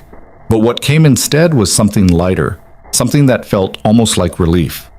The weight he'd been carrying for 10 years, the guilt, the fear, the conviction that he deserved to be invisible, had started to lift, and in its absence was space for something he'd almost forgotten existed. Hope. Maya's voice called from her room. "Dad? Did you decide?" "Yeah, sweetheart, I decided." "And?" "And you're going to have a dad who fixes helicopters." The shriek of joy that followed was loud enough that Mrs. Chen banged on the adjoining wall, but when Caleb went over to apologize, she just smiled and said she'd been wondering how long it would take him to stop punishing himself for the crime of being human. Apparently everyone had been able to see what he'd been blind to, but now his eyes were open, and the future that had seemed impossible yesterday was suddenly, terrifyingly, wonderfully real. The weekend passed in a blur of preparation that felt both mundane and monumental. Caleb spent Saturday morning with Maya at the laundromat, washing the 3 button-down shirts he owned that could pass for professional attire, while she quizzed him on what engineers wore to work and whether helicopters had feelings about who fixed them. Sunday involved a trip to the thrift store where Maya insisted he needed a real work bag instead of his old duffel, and they found a leather messenger bag that was worn but dignified, the kind of thing a person with a career might carry. Mrs. Chen watched these preparations with the knowing smile of someone who'd been waiting for this transformation, and on Sunday evening she showed up at their door with a container of her famous dumplings and a tie that had belonged to her late husband. "You don't need to," Caleb started, but she cut him off. Henry would want someone to use it. He was an engineer too, civil, not aviation, but he understood about showing up properly for important work. She pressed the tie into his hands, navy blue with a subtle pattern. "Besides, Maya told me everything. She's very proud. Don't disappoint her by showing up looking like you're apologizing for existing." Monday morning arrived with the aggressive brightness of March sunshine through thin curtains, and Caleb woke at 6:30 a.m. feeling like an imposter in his own life. The face in his bathroom mirror looked the same, maybe slightly less exhausted than usual. But the context was different. Today, he wasn't the night janitor. Today, he was Senior Rotorcraft Maintenance Engineer Caleb Mercer, and the title felt like clothes that didn't quite fit yet. Maya was already awake, sitting at the kitchen table with her cereal and a hand-drawn card that read, "Good luck, Dad. You're going to be amazing," in careful marker letters with helicopters drawn in the margins. "I made you this," she announced, holding it up. "For your first day. Mrs. Patterson says first days are scary, so people need encouragement." Caleb took the card and felt his throat tighten. "It's perfect, sweetheart. Thank you." "Are you nervous?" "Terrified." "That's normal. I was terrified on my first day of first grade, but then I made friends and learned things, and it was okay." She spooned cereal into her mouth, then added thoughtfully, "You're going to make friends too. Henderson already likes you, and Ms. Cross obviously likes you, or she wouldn't have made you sign all those papers." "It's more complicated than that." "Adults always say that," Maya grinned. "But usually it's not. Usually people just like each other and work together and things are fine. You're making it complicated because you're nervous." Out of the mouths of children, Caleb thought again, came truths that cut through years of carefully constructed anxiety. She was probably right. It probably was that simple, and he was the one adding layers of fear and doubt that didn't need to be there. He drove the Toyota to Cross Aviation, arriving at 9:45 a.m. with his new messenger bag, and Mrs. Chen's husband's tie, and Maya's encouragement card tucked in his pocket like a talisman. The parking lot was full of vehicles that looked newer and more expensive than his, and for a moment he considered just driving away, going back to the apartment, texting Vivian that he'd made a mistake. But then he saw Henderson getting out of his truck, saw the older engineer spot him and wave enthusiastically, and the moment for running passed. "Mercer, you actually showed up!" Henderson jogged over, genuinely pleased. "I had a bet with Martinez that you'd change your mind. I just lost $20, but I've never been happier to lose. I signed a contract." "Yeah, but contracts can be broken. Pride is harder to put back together." Henderson clapped him on the shoulder. "Come on, Vivian's waiting in the engineering bay. We've got 3 helicopters in various states of customization, and she wants you to do a comprehensive assessment on all of them. Consider it your first day orientation/baptism by fire." They walked through the main entrance together, past the receptionist who smiled at Caleb like he was a person, instead of an obstacle to work around, past the offices where people were settling into their Monday routines. Henderson kept up a running commentary about who worked where, which projects were active, which clients were demanding versus reasonable. And Caleb tried to absorb information while simultaneously managing the low-grade panic that kept suggesting this was all a terrible idea. The engineering bay was a massive space adjacent to the main hangar, filled with workbenches and diagnostic equipment and the particular organized chaos of technical work in progress. 3 helicopters occupied the floor space in various states of assembly, one with its engine cowling removed, one with its interior stripped out, one that looked complete but sat wrong somehow, its nose tilted at an angle that suggested landing gear issues. Martinez was already there, examining something on a tablet, and when she saw Caleb, she broke into a huge smile. "You came! Oh, thank goodness, you actually came! I was worried Henderson's pep talk scared you off." "It almost did," Caleb admitted. "Well, I'm glad it didn't. We need you." She gestured around the bay.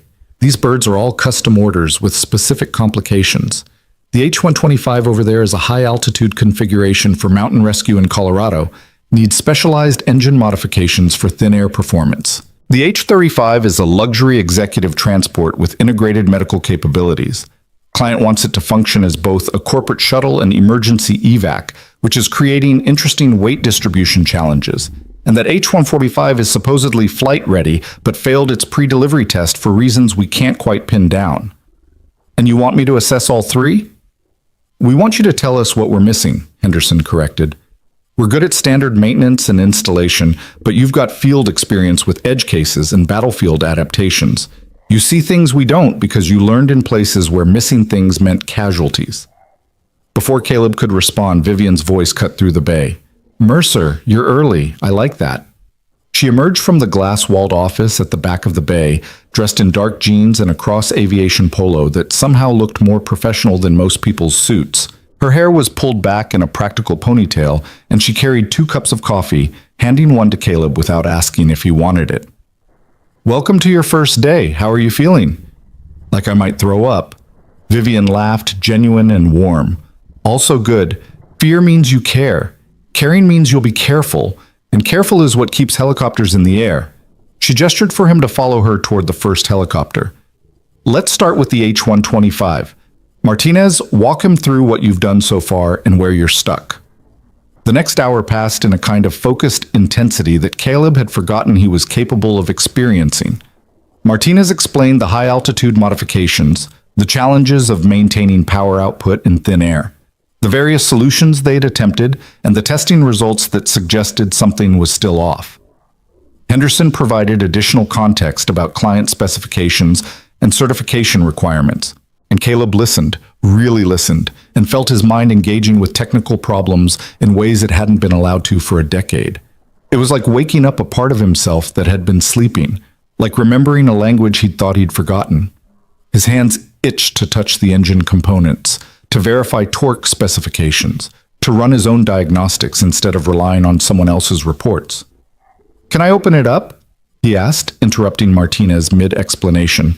She blinked. "The engine? Sure, I mean, that's why you're here. You want to see the modifications directly?" "I want to see what you did versus what the specifications called for. Sometimes the gap between intention and execution is where problems hide."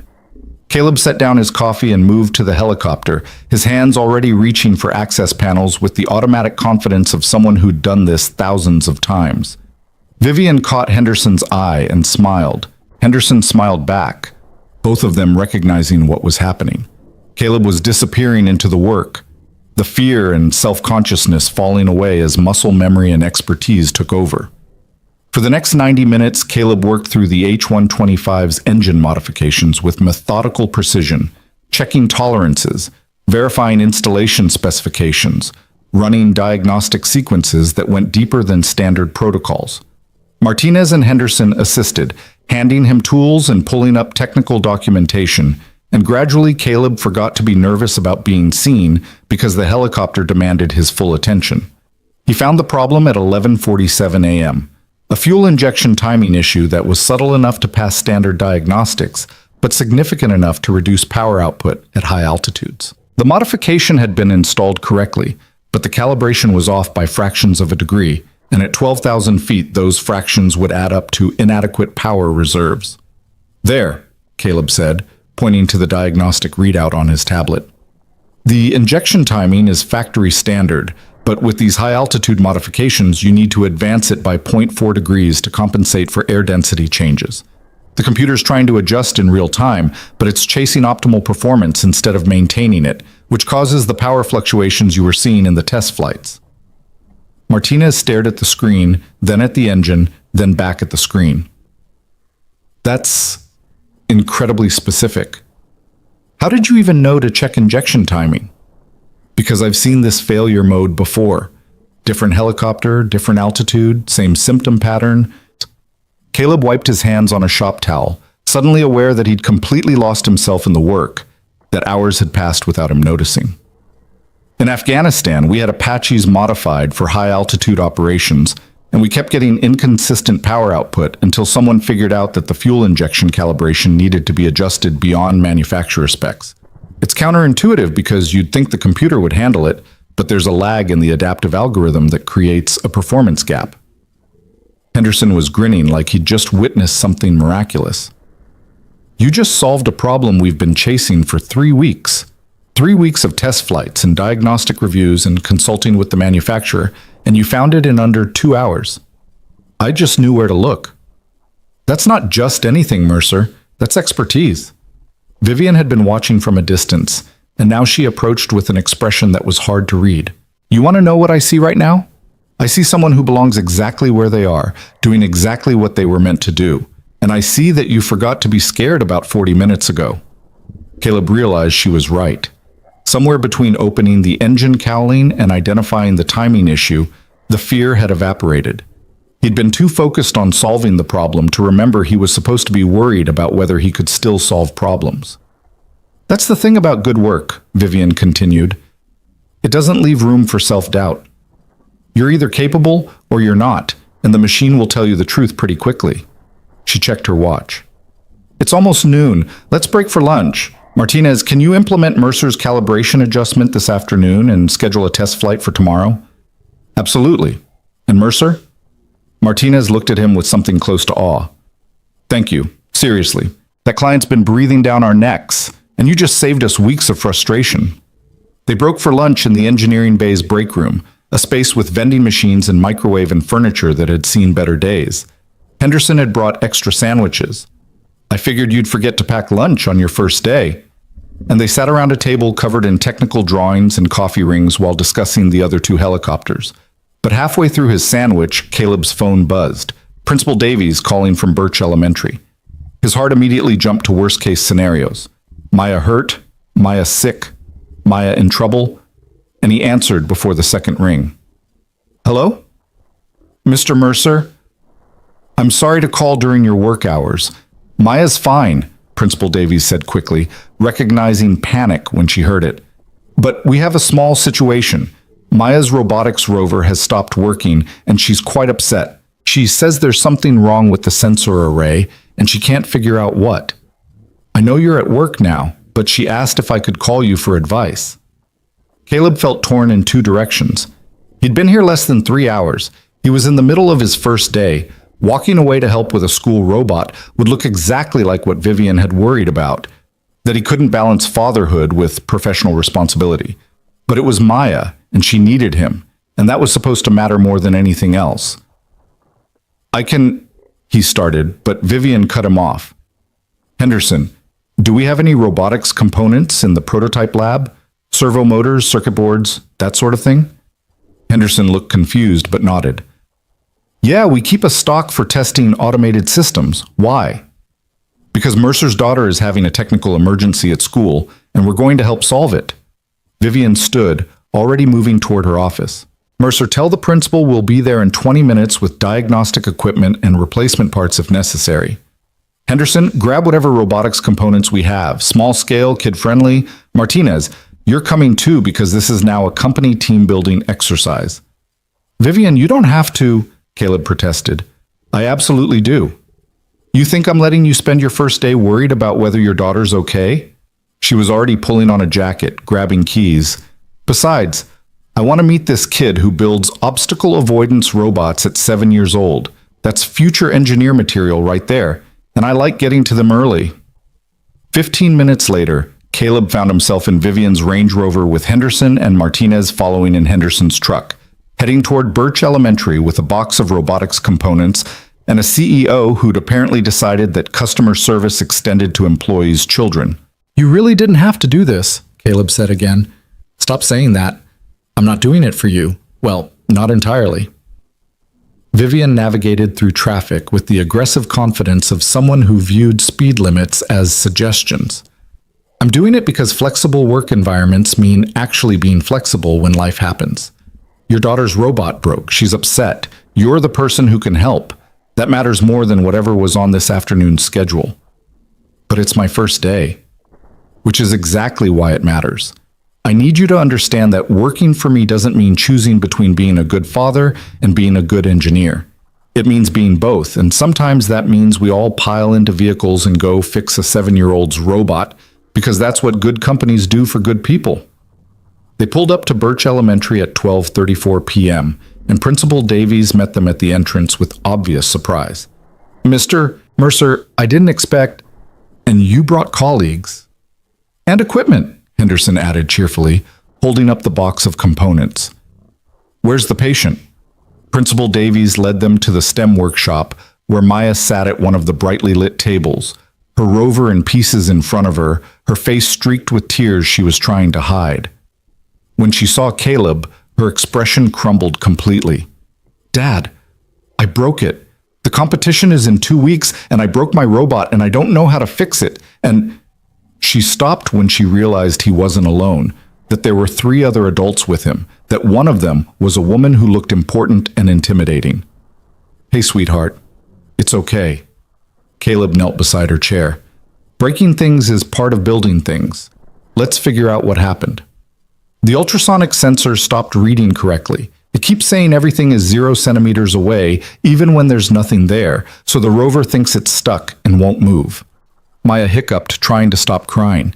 I checked all the wiring 3 times and I can't find what's wrong. Vivian moved forward slowly, non-threateningly, and knelt on Maya's other side. Hi, Maya. I'm Vivian. I work with your dad. Can I look at your robot? Maya glanced at Caleb for permission. He nodded and she pushed the rover toward Vivian with trembling hands. Vivian examined the rover with the same focused attention she'd give a multi-million-dollar helicopter, turning it carefully, checking connections, her face serious. This is impressive work, really impressive. The sensor mounting is clean, the wiring is organized, the code structure. She pulled up the programming interface on Maya's laptop. This is elegant problem solving. How long have you been building robots?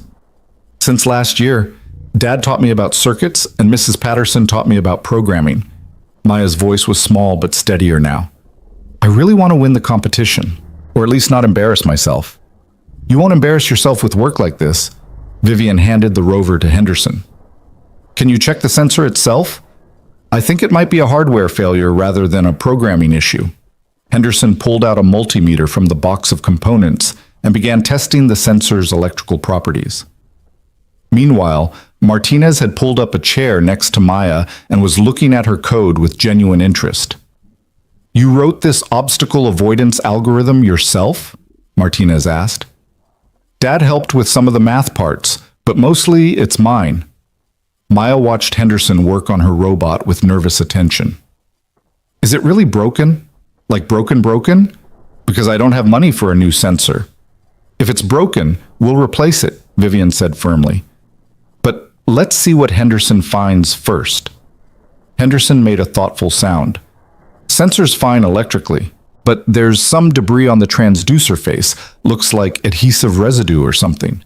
It's interfering with the ultrasonic signal transmission. He looked up at Maya. Did you recently remount this sensor? Yesterday. I wanted to adjust the angle, so I used double-sided tape to hold it while I drilled new holes, but I cleaned it off. Maya's face fell. I thought I cleaned it off. You got most of it, but these sensors are really sensitive. Even a tiny bit of residue can cause signal distortion. Henderson pulled out a specialty cleaning solution and precision swabs from the component box. This is what we use for cleaning optical and acoustic sensors on our helicopters. Let's try this. He worked on the sensor with careful attention while Maya watched, her tears drying as hope replaced despair. Caleb stood behind his daughter's chair, one hand on her shoulder, and caught Vivian's eye. She smiled at him, and the smile said everything. This was right. This was what good work cultures looked like. This was why she'd insisted on coming. 5 minutes later, Henderson reinstalled the sensor and powered up the rover. Okay, Maya, run your diagnostic routine. Maya's fingers flew over her laptop keyboard, executing commands with the confidence of someone who'd written the code herself. The rover beeped, its small screen displaying sensor readings that now showed accurate distance measurements. It works! Maya launched herself at Henderson, hugging him before she remembered she didn't actually know him. She pulled back, embarrassed. Sorry, I didn't mean to. No apologies necessary. Henderson was grinning. That's the best payment an engineer can get. A client who's happy their equipment works. You're going to do great in that competition, Maya. Martinez had been studying Maya's code more carefully. This is really sophisticated for your age. Have you thought about what you want to be when you grow up? An aerospace engineer, like my dad. Maya said it with absolute certainty, and Caleb felt his heart squeeze. I want to fix things that fly and help people. That's the most important kind of engineering. Vivian caught Caleb's expression and smiled wider. Your dad's pretty good at that. We're lucky to have him on our team. She stood, brushing off her jeans. Maya, I have a proposition for you. Cross Aviation sponsors a youth STEM program every summer. High school kids usually, but I think we could make an exception for someone with your skills. Would you be interested in coming to our facility once a week to work with real engineers on real projects? With your dad there too, obviously. Maya's eyes went huge. Really? Like a real job? More like an apprenticeship. You'd learn, we'd learn, everyone wins. Talk it over with your dad. Vivian handed Caleb a business card. Think about it. She's got talent, Mercer. Might as well develop it properly. They left Maya in the workshop with her fully functional rover and renewed confidence, and as they walked back to the vehicles, Henderson was practically bouncing with enthusiasm. That was amazing. Did you see her code? The way she structured her obstacle detection algorithm? She's 7, and she's already thinking like an engineer. He looked at Caleb. You must be incredibly proud. Every single day, Caleb said quietly. Back at Cross Aviation, the afternoon passed in a blur of technical work that felt like coming home. Caleb moved between the 3 helicopters with growing confidence, identifying issues that the team had been circling without quite seeing, explaining his reasoning in ways that made Henderson and Martinez light up with understanding. The H-135 luxury executive transport had weight distribution problems that traced back to the placement of medical equipment, a solution that involved relocating some components and reinforcing specific structural points. The supposedly flight-ready H-145 had a subtle hydraulic pressure leak that was slow enough to avoid immediate detection, but fast enough to cause failures during extended operations. By 4:30 p.m., Caleb had documented solutions for all 3 helicopters, written detailed maintenance protocols, and scheduled follow-up inspections. His hands were covered in grease despite multiple washings. His shirt had a suspicious stain that might have been hydraulic fluid, and he felt more exhausted and more alive than he had in 10 years. Vivian found him in the engineering bay as he was packing up, making sure his tools were cleaned and organized the way they should be. Good first day? Terrifying and wonderful, Caleb admitted. I kept waiting for someone to figure out I don't belong here. Everyone feels that way at first. The difference is whether you let the feeling stop you or whether you work through it. She leaned against his workbench. You did good today, Mercer. Really good. Found problems we'd been missing, taught the team new diagnostic approaches, and showed them what expertise looks like when it's not hiding. She paused. And you handled the Maya situation exactly right. Family emergencies happen. Good companies adapt. Thank you for coming to help her. You didn't have to do that. Yes, I did. Because the kind of company I want to run is one where people don't have to choose between their work and their lives. Where showing up means bringing your whole self, including the parts that have 7-year-old daughters who build robots. Vivian pushed off from the workbench. Go home, Mercer. Tomorrow we'll do test flights on the H-125 after your calibration fix. You should be there for that. See your solution work in real conditions. Caleb drove home with the radio off, processing the day in silence. He'd survived. More than survived. He'd succeeded, had proven that his skills weren't gone, just dormant, waiting for permission to wake up. He'd helped Maya, had met her crisis without having to choose between her and his work, had watched Vivian demonstrate what good leadership actually looked like. Maya was waiting for him at Mrs. Chen's apartment, working on her rover's programming while Mrs. Chen made dinner. When Caleb appeared, Maya ran to him with an enthusiasm that made Mrs. Chen laugh. Your friends are so cool, Maya announced. Henderson said I have good engineering instincts, and Martinez said my code was elegant, and Ms. Cross said I could work at Cross Aviation this summer. Can I, Dad? Can I do the apprenticeship program? We'll talk about it, Caleb said, but he was smiling. First, tell me what you learned today. I learned that even when things feel completely broken, sometimes they're just dirty and need proper cleaning. Maya grinned. Also that having people who know things help you is way better than trying to figure everything out alone. Also that your boss is kind of scary, but in a cool way. Mrs. Chen brought them plates of food and shooed them toward her dining table. Your daughter told me about her robot crisis and about the cavalry showing up to save the day. That's a good company you're working for, Caleb. Yeah, Caleb agreed, surprising himself with how much he meant it. It really is. That night, after Maya was asleep with her rover carefully stored on her desk, and her dreams probably filled with competitions and sensors and summer apprenticeships, Caleb sat on his couch and realized something had fundamentally shifted. He'd spent the day being visible, being competent, being exactly who he used to be, and the sky hadn't fallen. Maya was fine. He was fine. The fear he'd been carrying for a decade, that being good at something would somehow cost him everything, had proven to be exactly what Henderson said it was. A story he'd been telling himself that had calcified into false truth. His phone buzzed. A text from Vivian. Henderson and Martinez want to take you to lunch tomorrow. Fair warning, they're going to ask you approximately 8,000 technical questions. You created monsters by being competent. Hope you're prepared for the consequences. Caleb smiled and typed back, I think I can handle it. Good. Because we've got 5 more custom orders coming down the pipeline, and I have a feeling you're going to be very busy. Sleep well, Mercer. You earned it. He set his phone aside and looked around the small apartment that had been his sanctuary for 10 years, the place where he'd hidden from the world and convinced himself he was protecting Maya by being small. But Maya didn't need him small. She needed him proud and present and brave enough to reach for the things he was capable of, so she could learn to reach for the things she was capable of. Tomorrow there would be test flights and technical challenges and probably more moments where he'd have to choose courage over comfort. But tonight, Caleb Mercer allowed himself to feel something he'd been afraid to feel for far too long. He felt like himself again, and it turned out that being himself, fully, proudly, without apology, was exactly what both he and Maya had needed all along. The test flight was scheduled for 8 a.m.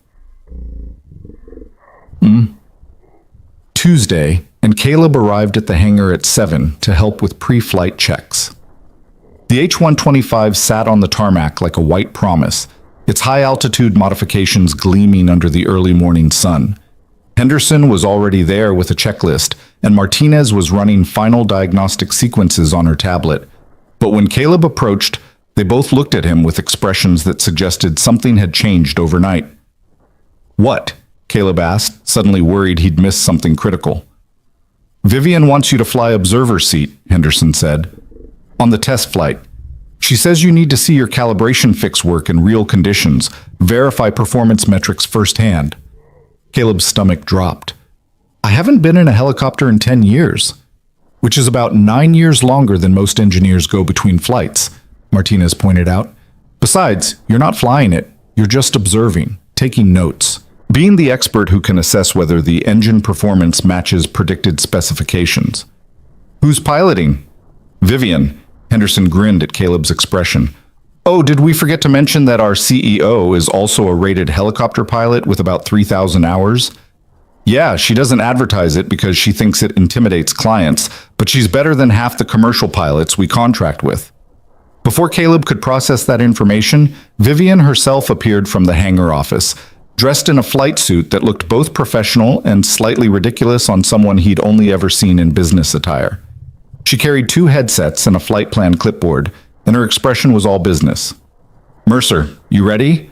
We've got a 2-hour window for this test before the winds pick up. She handed him one of the headsets. We'll do a standard performance envelope test, pushing the engine through various altitude and power settings. Your job is to monitor the fuel injection timing and power output. Watch for the fluctuations we were seeing before your fix. If anything feels off, you speak up immediately.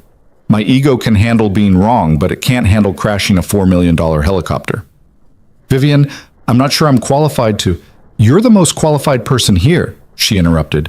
You diagnose the problem, you prescribe the solution, and you have field experience with high-performance engine operations. Henderson and Martinez are brilliant engineers, but neither of them has kept birds flying in combat conditions. You have. So stop arguing and get in the helicopter. 10 minutes later, Caleb found himself strapped into the observer seat with a tablet showing real-time engine diagnostics, and his heart attempting to escape through his ribcage. The cockpit smelled like leather and aviation fuel and possibility, and when Vivian powered up the engine, the familiar whine of turbines spinning to life hit him like a physical force. He'd forgotten how much he missed this sound. Cross Aviation Test Flight 1, requesting clearance for local area operations, Vivian said into her headset, her voice crisp and professional. The tower responded with coordinates and altitude restrictions, and she acknowledged with the practiced ease of someone who'd done this hundreds of times. The helicopter lifted smoothly, that particular stomach-dropping sensation of leaving the ground in a rotorcraft, and suddenly they were airborne and climbing. Caleb watched the altimeter spin upward, 500 feet, 1,000, 1,500, while monitoring his tablet for any signs of the power fluctuations that had plagued previous test flights. Engine parameters looking good so far, he reported, falling into the old rhythm of flight operations communication. Fuel injection timing holding steady at your calibration, power output consistent across the curve. Copy that. Taking her to 5,000 feet, then we'll do some power-on climbs to simulate high-altitude operations. Vivian handled the controls with relaxed confidence, and Caleb realized Henderson was right. She was a genuinely skilled pilot. How you doing over there, Mercer? You've gone quiet. Just processing, he said honestly. It's been a while. Since you've been in a helicopter, or since you've let yourself remember who you used to be? The question landed harder than turbulence. Caleb looked out the window at the landscape falling away beneath them, the city spreading out in its geometric patterns, and felt the truth of her words settling into place. He'd been avoiding this, not just helicopters, but everything they represented about competence and capability and the life he'd walked away from. Both, he admitted. Well, welcome back. Try to enjoy it. Vivian pushed the helicopter into a climbing turn, and Caleb felt his body remember the sensation, the way momentum and gravity played against each other in rotorcraft dynamics. I'm going to be honest with you about something. When I first saw you in that hangar, just the janitor pushing a mop around, I made assumptions, thought you were invisible because you were unremarkable, and then you fixed my helicopter and I realized I'd been completely wrong. You weren't unremarkable. You were hiding. I wasn't hiding. I was protecting my daughter. From what? Success? Opportunity? The possibility that her father might be exceptional at something? Vivian leveled off at 5,000 feet and began the first power climb sequence. I've been thinking about that a lot since we talked, about why someone with your skills would choose to be invisible. And I think I understand now. You weren't protecting Maya from anything external. You were protecting yourself from guilt. Caleb checked his tablet, buying time. The engine was performing perfectly, power output steady even as Vivian pushed it through increasingly demanding maneuvers. You're not a therapist. No, but I am someone who spent most of her life hiding behind work because it was easier than dealing with the fact that my father died thinking I resented him. Her voice was matter-of-fact through the headset, clinical even while discussing pain. Took me years to understand that I didn't resent him for being absent. I resented him for making me believe that absence was the same as love, that sacrifice meant never being happy, that being good at something required giving up everything else. She executed another climb, the helicopter responding smoothly to her inputs. Sound familiar? It's not the same thing. It's exactly the same thing. You convinced yourself that being there for Maya meant making yourself small, that using your actual abilities would somehow betray your commitment to fatherhood. But you know what the real betrayal would be? Teaching her that talent is something to apologize for, that being exceptional requires permission from other people who are too scared to be exceptional themselves. The landscape had changed during their climb. They were over mountains now, the terrain becoming more rugged, the kind of conditions the H-125's high-altitude modifications were designed to handle. Vivian pushed the helicopter higher, and Caleb watched his tablet carefully for any signs of the power degradation they'd experienced before his calibration fix. Nothing. The engine held steady, power output remaining consistent, even as air density decreased. His solution had worked. Engine performance nominal, Caleb reported. No fluctuations, no power loss. Fuel injection timing is compensating perfectly for altitude changes. Your bird's ready for mountain operations. Our bird, Vivian corrected. You fixed it. That makes it partly yours. She began a descent, bringing them back down through the altitude bands with smooth precision. I'm going to tell you something that Henderson and Martinez don't know. Cross Aviation is expanding. We've got contracts for 6 more custom helicopters, and we're looking at acquiring a competitor in Oregon that specializes in emergency medical configurations. This company is about to get much bigger, much faster, and I need people I can trust to maintain quality while we scale. She glanced at him. I'm offering you a position as Director of Maintenance Operations. You'd oversee all technical work, train new engineers, establish protocols and standards. Significant pay increase, equity stake in the company, and enough authority to build the kind of maintenance culture you think is right. Interested? Caleb's brain stuttered. I've been here 2 days. And in those 2 days, you've solved problems my team couldn't solve in weeks. You've demonstrated leadership and teaching ability. And you've shown me that you understand what quality really means. Vivian brought the helicopter lower, heading back toward Cross Aviation. I don't need years to recognize talent, Mercer. I just need evidence. You've given me plenty. I have a 7-year-old daughter. Who would benefit from watching her father succeed? Who would learn that you can be both present and professional? Who would see that being good at something doesn't mean abandoning the people you love? Vivian's voice softened. Look, I get it. Change is terrifying. Visibility is dangerous, but so is hiding. So is teaching Maya that she should make herself small to make other people comfortable. You want her to reach for stars? Show her how. They landed at 9:47 a.m., the helicopter settling onto the tarmac with barely a bump. Henderson and Martinez were waiting, eager for the test flight report, and Caleb spent the next hour walking them through the performance data and confirming that the calibration fix had completely resolved the power fluctuation issues. The client would be thrilled. The helicopter was certified ready for delivery. But Caleb's mind was elsewhere, turning over Vivian's offer and her words about hiding and teaching and what kind of example he was really setting for Maya. He'd convinced himself that sacrifice was love, but what if he'd been wrong? What if the real love was showing Maya that you could reach for exceptional things while still being present for the people who mattered? At lunch, Henderson and Martinez did indeed ask 8,000 technical questions, but they also told stories about their own careers, about the mistakes they'd made and the lessons they'd learned and the ways they'd figured out how to balance professional ambition with personal lives. Martinez talked about her kids, and how she'd eventually realized that being a present parent meant being a fulfilled parent, not a diminished one. Henderson described his own crisis of confidence early in his career when he'd almost quit engineering because he didn't think he was smart enough, and how a mentor had convinced him that doubt was just fear disguised as humility. And Caleb listened and realized these were his people now. Engineers who cared about helicopters and precision and getting things right, but who also understood that technical expertise was only valuable if it was connected to human purpose. They weren't asking him to choose between being a father and being an engineer. They were showing him how to be both. That afternoon, Caleb called Principal Davies and asked about Maya's robotics competition. It was scheduled for Saturday, 2 weeks away, at the Regional Science Center. He blocked out the entire day on his calendar, making sure Vivian knew he wouldn't be available for any work commitments. "Wouldn't dream of scheduling anything," Vivian had said when he told her. "I want to come watch, actually. See this robot you and Maya built together.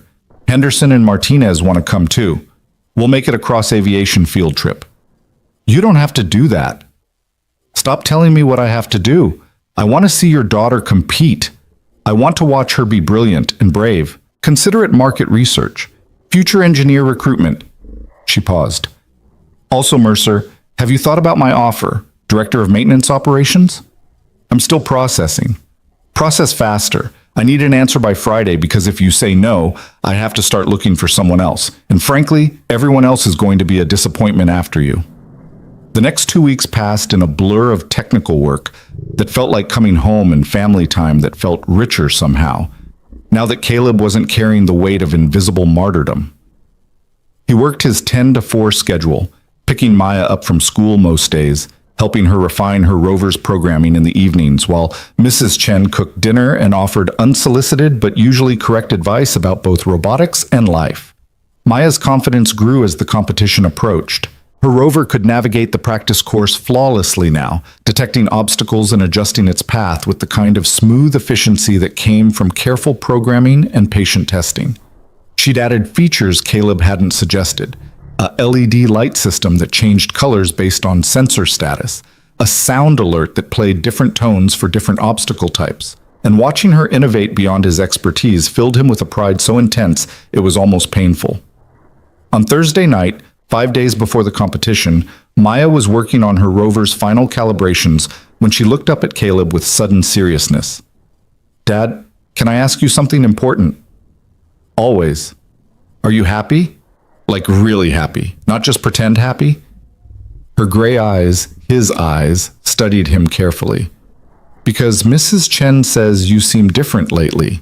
Lighter," she said. "Like you're not carrying something heavy anymore." Caleb set down the circuit diagram he'd been reviewing and gave Maya his full attention.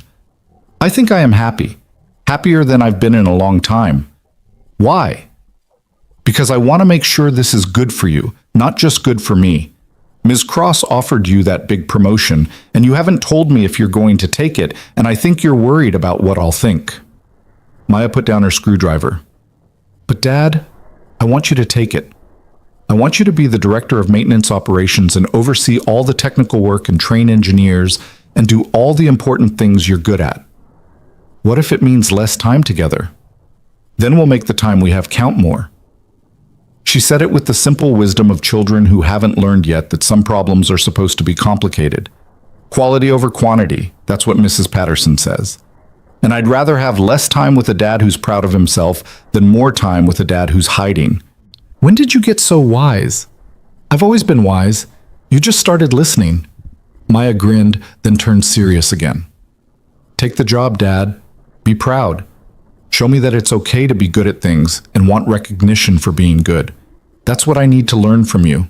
Not how to hide, how to shine." That night, after Maya was asleep, Caleb sent a text to Vivian. "I accept. Director of Maintenance Operations. When do we start?" Her response was immediate. "Technically, you already started. Congratulations, Director Mercer. We'll discuss details Monday. For now, focus on Saturday. Your daughter's big day takes priority. V." Saturday morning arrived with the kind of bright sunshine that felt like approval from the universe. Maya was up before dawn, triple-checking her rover, reviewing her presentation notes, practicing her explanations for the judges. She'd chosen to wear the t-shirt Henderson had given her that week. Cross Aviation logo on the front, Future Engineer printed on the back, and she looked both terrified and thrilled in equal measure. The Regional Science Center was packed with kids and robots and parents when they arrived at 8:30 a.m. The competition was structured in two parts. First, the rovers had to navigate an obstacle course autonomously, and second, each participant had to present their design choices and programming logic to a panel of judges. Maya's age group, 7 to 9 years old, was scheduled for 10 a.m. Caleb was helping Maya set up in the staging area when Vivian appeared with Henderson and Martinez in tow, all three wearing Cross Aviation polo shirts like they were a team here to support their newest recruit. "We come bearing moral support and caffeine," Vivian announced, handing Caleb a coffee. She knelt down to Maya's level. "How are you feeling, engineer?" "Scared and excited," Maya admitted. "There's so many kids here with really good robots." "Yes, but do any of them have your obstacle detection algorithm? The one that updates in real time based on sensor feedback? Because that's advanced programming for someone 3 times your age." Vivian's expression was serious, respectful. "You belong here, Maya. You earned your spot. Now show them what you can do." The competition began with a parade of robots attempting the obstacle course with varying degrees of success. Some crashed immediately, victims of poor sensor calibration or overly aggressive speed settings. Some made it partway through before getting stuck in corners or confused by the course's deliberately tricky false paths. A few performed well, navigating smoothly with the kind of precision that came from extensive testing and refinement. Then it was Maya's turn. She placed her rover at the starting line, double-checked all connections, and activated the autonomous mode. The rover's LED lights shifted to green, all systems operational, and it began moving forward with confident purpose. Caleb held his breath as the rover approached the first obstacle, a foam barrier positioned to require a precise 90-degree turn. The sensors detected it at exactly the right distance, the rover adjusted its path smoothly, and it continued forward without hesitation. The second obstacle was more complex, a series of staggered barriers that required multiple course corrections. But Maya's algorithm handled it perfectly, the rover weaving through like it had memorized the pattern. Henderson was muttering technical observations under his breath. Martinez had pulled out her phone to record. Vivian stood with her arms crossed, watching with the focused attention she usually reserved for million-dollar test flights. The rover completed the course in 2 minutes and 17 seconds. Not the fastest time, but executed with such smooth precision that several parents and judges were already talking about the quality of the programming. Maya's face was split by a smile so huge it looked like it might break her in half. "You did it!" Caleb lifted her up, spinning her around. "Perfect run, sweetheart. Every detection, every turn, exactly right." "Did you see when it did the weaving part? That's the algorithm modification I made on Thursday. The one where it predicts obstacle patterns instead of just reacting." Maya was vibrating with excitement. "It worked even better than in practice." The presentation portion was scheduled for after lunch, giving Maya time to decompress and prepare. They found a quiet corner where she reviewed her notes while eating a sandwich, and Caleb could see her shifting into presentation mode, organizing her thoughts, preparing to explain her work to people who might not understand all the technical details. Vivian sat down next to them. "Maya, can I give you some advice about talking to judges?"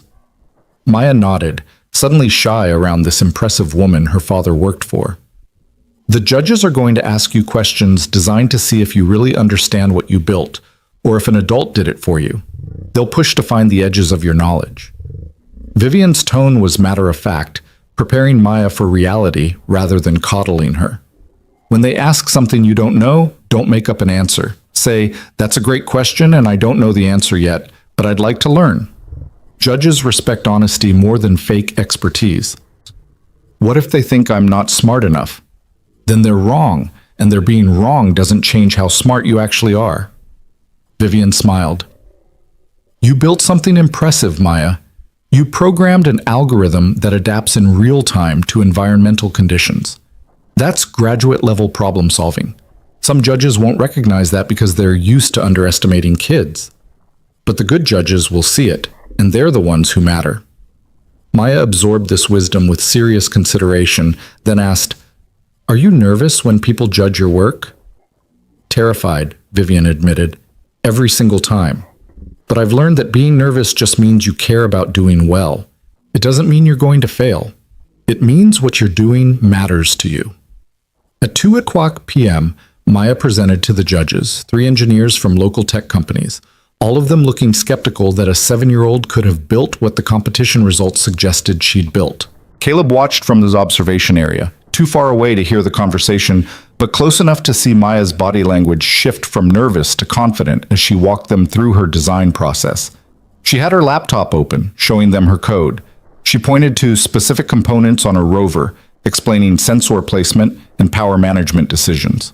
And when one judge, a middle-aged man whose body language screamed skepticism, asked her something that made her pause, she straightened her shoulders and said something that made him laugh and nod. 20 minutes later, Maya emerged from the presentation room looking exhausted and exhilarated. "They asked really hard questions," she reported, like about why I chose ultrasonic sensors instead of infrared, and how my algorithm handles sensor noise, and what I'd do differently if I built it again. But I think I answered okay. One judge said my code structure was remarkably mature and asked if I wanted to enter the high school division next year. "What did you say?" "I said I wanted to master this division first, but maybe in 2 years," Maya grinned. "Was that the right answer?" "That was a perfect answer," Vivian said. She'd been standing close enough to hear. "Confident but not cocky, ambitious but not unrealistic. You're a natural, kid." The awards ceremony was scheduled for 4 p.m., after all age groups had completed their competitions. Maya's division had 23 entries, and the judges would award first through third place based on a combination of course performance and presentation quality.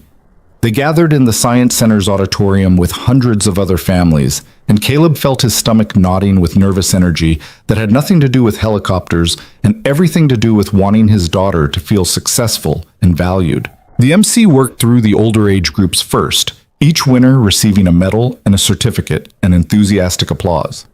Then finally they reached the 7 to 9 division, and Caleb reached for Maya's hand. Third place in the 7 to 9 division goes to Evan Martinez for his line-following robot with integrated obstacle detection. Applause. A 10-year-old boy bounded up to receive his medal, grinning. Second place goes to Sophia Chen for her voice-controlled navigation system with manual override capability. More applause.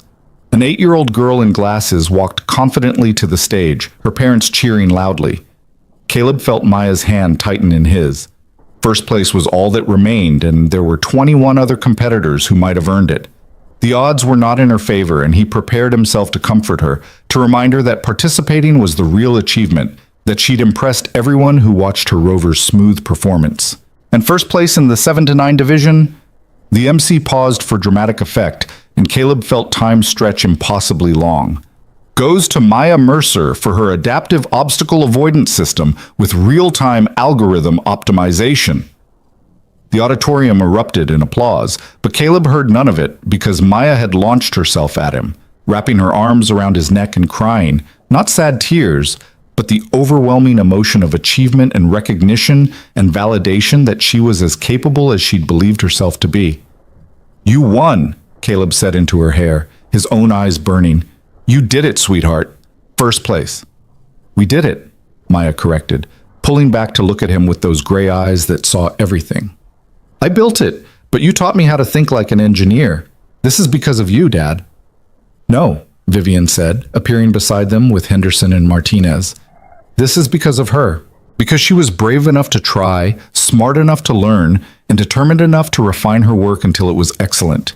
You gave her tools, Mercer, but she built something remarkable all on her own." Maya went to the stage to receive her medal and certificate, and she stood there in her future engineer t-shirt, looking small and fierce and absolutely radiant. The judges gave a brief explanation of why they'd chosen her project. The sophisticated programming, the smooth execution, the clear understanding of engineering principles, and then one judge added something that wasn't part of the standard announcement. Maya's presentation demonstrated something we don't often see even in adult engineers. She understood not just how her robot worked, but why she'd made each design choice. She could articulate trade-offs, explain her problem-solving process, and discuss what she'd learned from failures. That level of metacognition is rare and valuable. We're excited to see what she builds next. The applause that followed was thunderous, and Caleb found himself surrounded by Henderson and Martinez, both of them making jokes about needing to recruit Maya for Cross Aviation's engineering team in about 11 years. Seriously, though, Martinez said, wiping at her eyes, that was amazing. Your kid's the real deal, Mercer. She is, Caleb agreed, and felt something settle in his chest. Pride, yes, but also relief. Relief that despite his 10 years of hiding and doubting and trying to make himself invisible, he'd somehow still managed to teach Maya to be visible, to be capable without apology, to reach for excellence and claim it when she achieved it. After the ceremony, several other parents approached Caleb to ask about Maya's programming, about how he'd taught her, about what resources they could use for their own kids. And Caleb found himself explaining, recommending websites and books, talking about the importance of letting kids fail and try again, about treating children's engineering questions with the same seriousness you'd treat an adult's. One mother, whose son had placed 5th, looked at Caleb with curiosity. You're clearly an engineer yourself. What do you do? I'm Director of Maintenance Operations at Cross Aviation, Caleb said, and felt the title sit comfortably in his mouth for the first time. We specialize in custom helicopter configurations, but mostly right now I'm Maya's dad and her biggest fan. Vivian overheard this exchange and smiled so wide it transformed her face from intimidating CEO to something warmer, more human. When the families started to disperse, she pulled Caleb aside for a private conversation. I'm proud of you, she said simply. Not for the work you do at Cross Aviation, though that's excellent, but for this, for showing up for your daughter, for teaching her that being exceptional is something to celebrate, for being brave enough to let yourself be visible so she could learn to be visible too. She taught me more than I taught her. That's what kids do. They show us who we're supposed to be if we're willing to pay attention. Vivian paused. I meant what I said about the director position. Starting Monday, you're building the maintenance culture for a company that's about to get very big. That's a lot of responsibility, but I think you're ready for it. More importantly, I think Maya needs to see you ready for it. What about when I mess up? When I'm not perfect? Then you model how to handle failure with grace and learn from it. That's maybe the most important lesson of all. Vivian checked her watch. Look, there's something I want to show you. Are you free for about an hour? Both of you? Maya had been talking to some of the other competitors, comparing robot designs and exchanging programming tips with the confidence of someone who just won first place and knew she belonged among her peers. When Caleb called her over and explained that Vivian wanted to show them something, she grabbed her rover and followed with eager curiosity. They drove in Vivian's Range Rover to Cross Aviation, and Caleb was confused because they'd just spent 5 days a week there, and he couldn't imagine what required showing on a Saturday evening. But Vivian led them past the engineering bay, past the offices, to a section of the facility Caleb had never accessed, a hangar space that was currently empty except for a single helicopter in the center. It was an H-125, similar to the one Caleb had fixed for high-altitude operations. But this one was painted in Cross Aviation's colors with something extra on the tail, a small logo that read Maya's Wings Outreach Program. What is this, Feet? Caleb asked. This is what I'm doing with some of the profit from all those contracts you've been helping us fulfill. Vivian walked toward the helicopter with obvious pride. Maya's Wings is going to be a youth aviation program. Free helicopter experiences for underprivileged kids, STEM education programs, mentorship opportunities. I'm partnering with schools across the state to identify talented kids who might not otherwise get access to aviation or engineering. She turned to face Maya directly.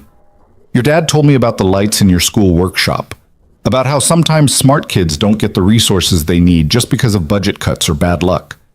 This program is about fixing that, about making sure kids like you, kids with talent and drive and curiosity, get chances to develop their abilities regardless of their circumstances.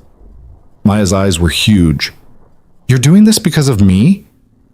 I'm doing this because of both of you, because your dad showed me that sometimes the most valuable people are the ones we overlook, Because you showed me that talent doesn't wait for permission or perfect circumstances. Vivian knelt down to Maya's level. I'd like you to be one of our first program participants. This summer, instead of just the regular apprenticeship I mentioned, what if you spent time learning about helicopter engineering? Watching your dad work, yes, but also understanding the bigger picture of what we do and why it matters. Really? Like a real aerospace engineer? Like an engineer in training, with your father supervising, obviously, and with projects appropriate for your age, but yes, learning real skills, solving real problems, being part of a team that builds things that fly and help people. Vivian looked at Caleb. If that's okay with Dad, of course. Caleb found himself speechless, staring at this helicopter that bore his daughter's name, at this program that existed because he'd asked for lights in a school workshop instead of money or recognition. He'd spent 10 years trying to be invisible, and somehow that invisibility had led to this. To a CEO who cared enough to create opportunities for kids who might otherwise be overlooked. To a daughter who was being offered chances he'd never imagined. To a life that felt suddenly full of possibility instead of just survival. It's more than okay, Caleb managed. It's incredible. Thank you. Thank your daughter. She's the one who reminded me what matters. Vivian stood and addressed them both. This company is growing, and I want it to grow in the right direction. Not just bigger, but better. Not just more profitable, but more purposeful. You're both part of that vision now. Maya, you're our inspiration for why we do this work. And Caleb, you're the person who's going to make sure we never lose sight of quality and integrity as we scale. Maya walked up to the helicopter and touched it gently, reverently, like it might disappear if she wasn't careful. Dad, there's a helicopter with my name on it. How is this real? Because you were brave enough to be brilliant, Caleb said, joining her. And because sometimes the universe rewards people who reach for things even when they're scared. They spent another 30 minutes in that hangar, Vivian explaining the outreach program's goals and timeline, Maya asking approximately 1 million questions about helicopters and flight mechanics, and whether she could actually go up in one someday. Henderson and Martinez had followed them to the facility and joined the conversation, already volunteering to help with the educational programming and mentorship components. As the sun set outside and the hangar lights came on, Caleb found a quiet moment to stand back and watch. Watch Maya chattering excitedly with Martinez about rotor aerodynamics. Watch Henderson pulling up helicopter schematics on his phone to show her how collective pitch control worked. Watch Vivian coordinating with her team about program logistics, her face animated with enthusiasm for this project that was about more than profit or recognition. This was what being visible looked like. Not just being seen, but using that visibility to create ripples, to open doors for others, to build something bigger than just individual success. He'd been so afraid that stepping into the light would cost him everything, but instead it had multiplied everything. Maya had opportunities she wouldn't have had if he'd stayed invisible. The company had a maintenance culture that prioritized quality and integrity. Kids across the state would get access to aviation and engineering because he'd asked for school lights instead of money. Mrs. Chen had been right all along. He'd been magic. Not because he could fix helicopters, but because he'd been willing to be kind and present and authentic, even when the world told him to be small. And that magic had multiplied through Maya, through Vivian, through every person who'd been touched by the choice to help rather than hide. Dad? Maya's voice pulled him from his thoughts. Can we come back tomorrow? Ms. Cross said I could help clean the helicopter if we come back, that it's important for engineers to understand maintenance. We'll come back tomorrow, Caleb promised, and the day after that, and as many days as you want. This is your world now too, sweetheart. Your wings, your future, your choice to reach as high as you want to go. They left Cross Aviation as the sky turned purple and gold, the kind of sunset that felt like punctuation on important days.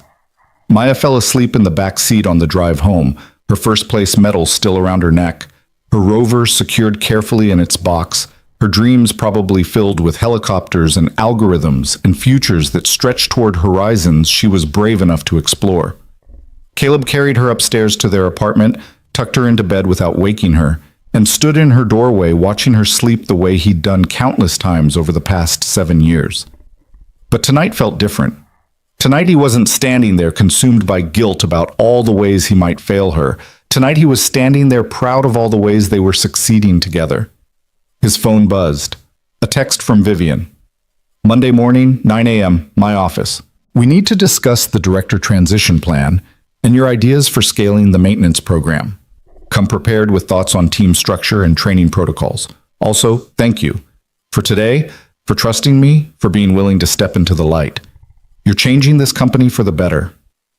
Caleb smiled and typed back, thank you for giving me the chance to remember who I was and discover who I could be. See you Monday. He walked to his couch, which he'd finally replaced with an actual bed last week, a purchase that felt like admitting he was allowed to have things, and sat in the quiet apartment thinking about the journey from that night in the hangar when Vivian had humiliated him with a public dare to this evening when she'd shown him a helicopter bearing his daughter's name. The path from invisible janitor to director of maintenance operations hadn't been straight or simple. It had required confronting fears he'd been nursing for a decade, accepting help from people who saw value in him, even when he couldn't see it himself, and learning that protecting Maya didn't mean hiding from the world. It meant showing her how to engage with it bravely and authentically. He thought sacrifice was love. He thought being small was safety. He thought that using his abilities would somehow betray the commitment he'd made to be present for his daughter. But he'd been wrong about all of it. Real love was showing Maya that she could be extraordinary without apologizing. Real safety was building a life with enough stability and joy that unexpected challenges didn't destroy everything. Real commitment was being fully present as his whole self, engineer, father, person, rather than some diminished version he thought was more acceptable. Outside the window, the city lights sparkled against the night sky like promises waiting to be kept.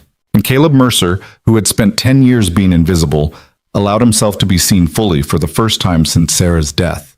Allowed himself to be competent and vulnerable, talented and uncertain, professional and devoted, all at the same time without contradiction. Somewhere in the city, a CEO was planning an outreach program that would change lives. Somewhere in the next room, a 7-year-old engineer was dreaming dreams big enough to fill hangars. And somewhere in the space between who he'd been and who he was becoming, Caleb found peace with the man he saw in the mirror. He'd fixed helicopters and raised a daughter and learned to be visible again. He'd asked for lights instead of money and somehow ended up with opportunities worth more than either. He'd been brave enough to say yes when every instinct screamed to hide, and that bravery had opened doors he didn't even know existed. Monday would bring new challenges, leadership responsibilities, team management, the pressure of building something excellent at scale. But tonight, Caleb just let himself feel grateful. Grateful for Henderson's unwelcome visit with Chinese food and hard truths. Grateful for Martinez's kindness and support. Grateful for Vivian's willingness to see past his job title to recognize his capabilities. Grateful for Mrs. Chen's wisdom and Maya's clarity and all the people who'd refused to let him stay invisible when visibility was what he needed most. The future was uncertain, as futures always were. But for the first time in 10 years, uncertain felt like possibility instead of threat. The lights were on. In Maya's workshop, in his career, in the parts of himself he'd kept dark for too long. And in that brightness, Caleb could finally see clearly enough to choose joy over guilt, presence over perfection, and the complicated, beautiful truth that being a good father and being an excellent engineer weren't opposing forces. They were the same thing, two expressions of the same commitment to showing up fully, working carefully, and building things that mattered. Maya stirred in her sleep, mumbling something about sensor arrays and obstacle detection, and Caleb smiled. His daughter was going to do extraordinary things, and this time, instead of watching from the shadows, he'd be right there beside her, visible, present, proud, teaching her by example that being extraordinary was something to celebrate rather than hide. The janitor who'd fixed a helicopter to earn school lights had become the director who'd helped build a program bearing his daughter's name. The invisible man had learned to be seen. The scared father had found the courage to reach for more. And under the quiet stars and the city lights and the weight of hard-won wisdom, Caleb Mercer finally understood what Sarah would have wanted him to know all along. That the best way to honor her memory wasn't to make himself small, but to be big enough for both of them. To live fully enough, love deeply enough, and reach high enough that Maya would always know her parents, both of them, had believed she deserved a world of possibility. The lights were on, the future was bright, and tomorrow they would build something beautiful together.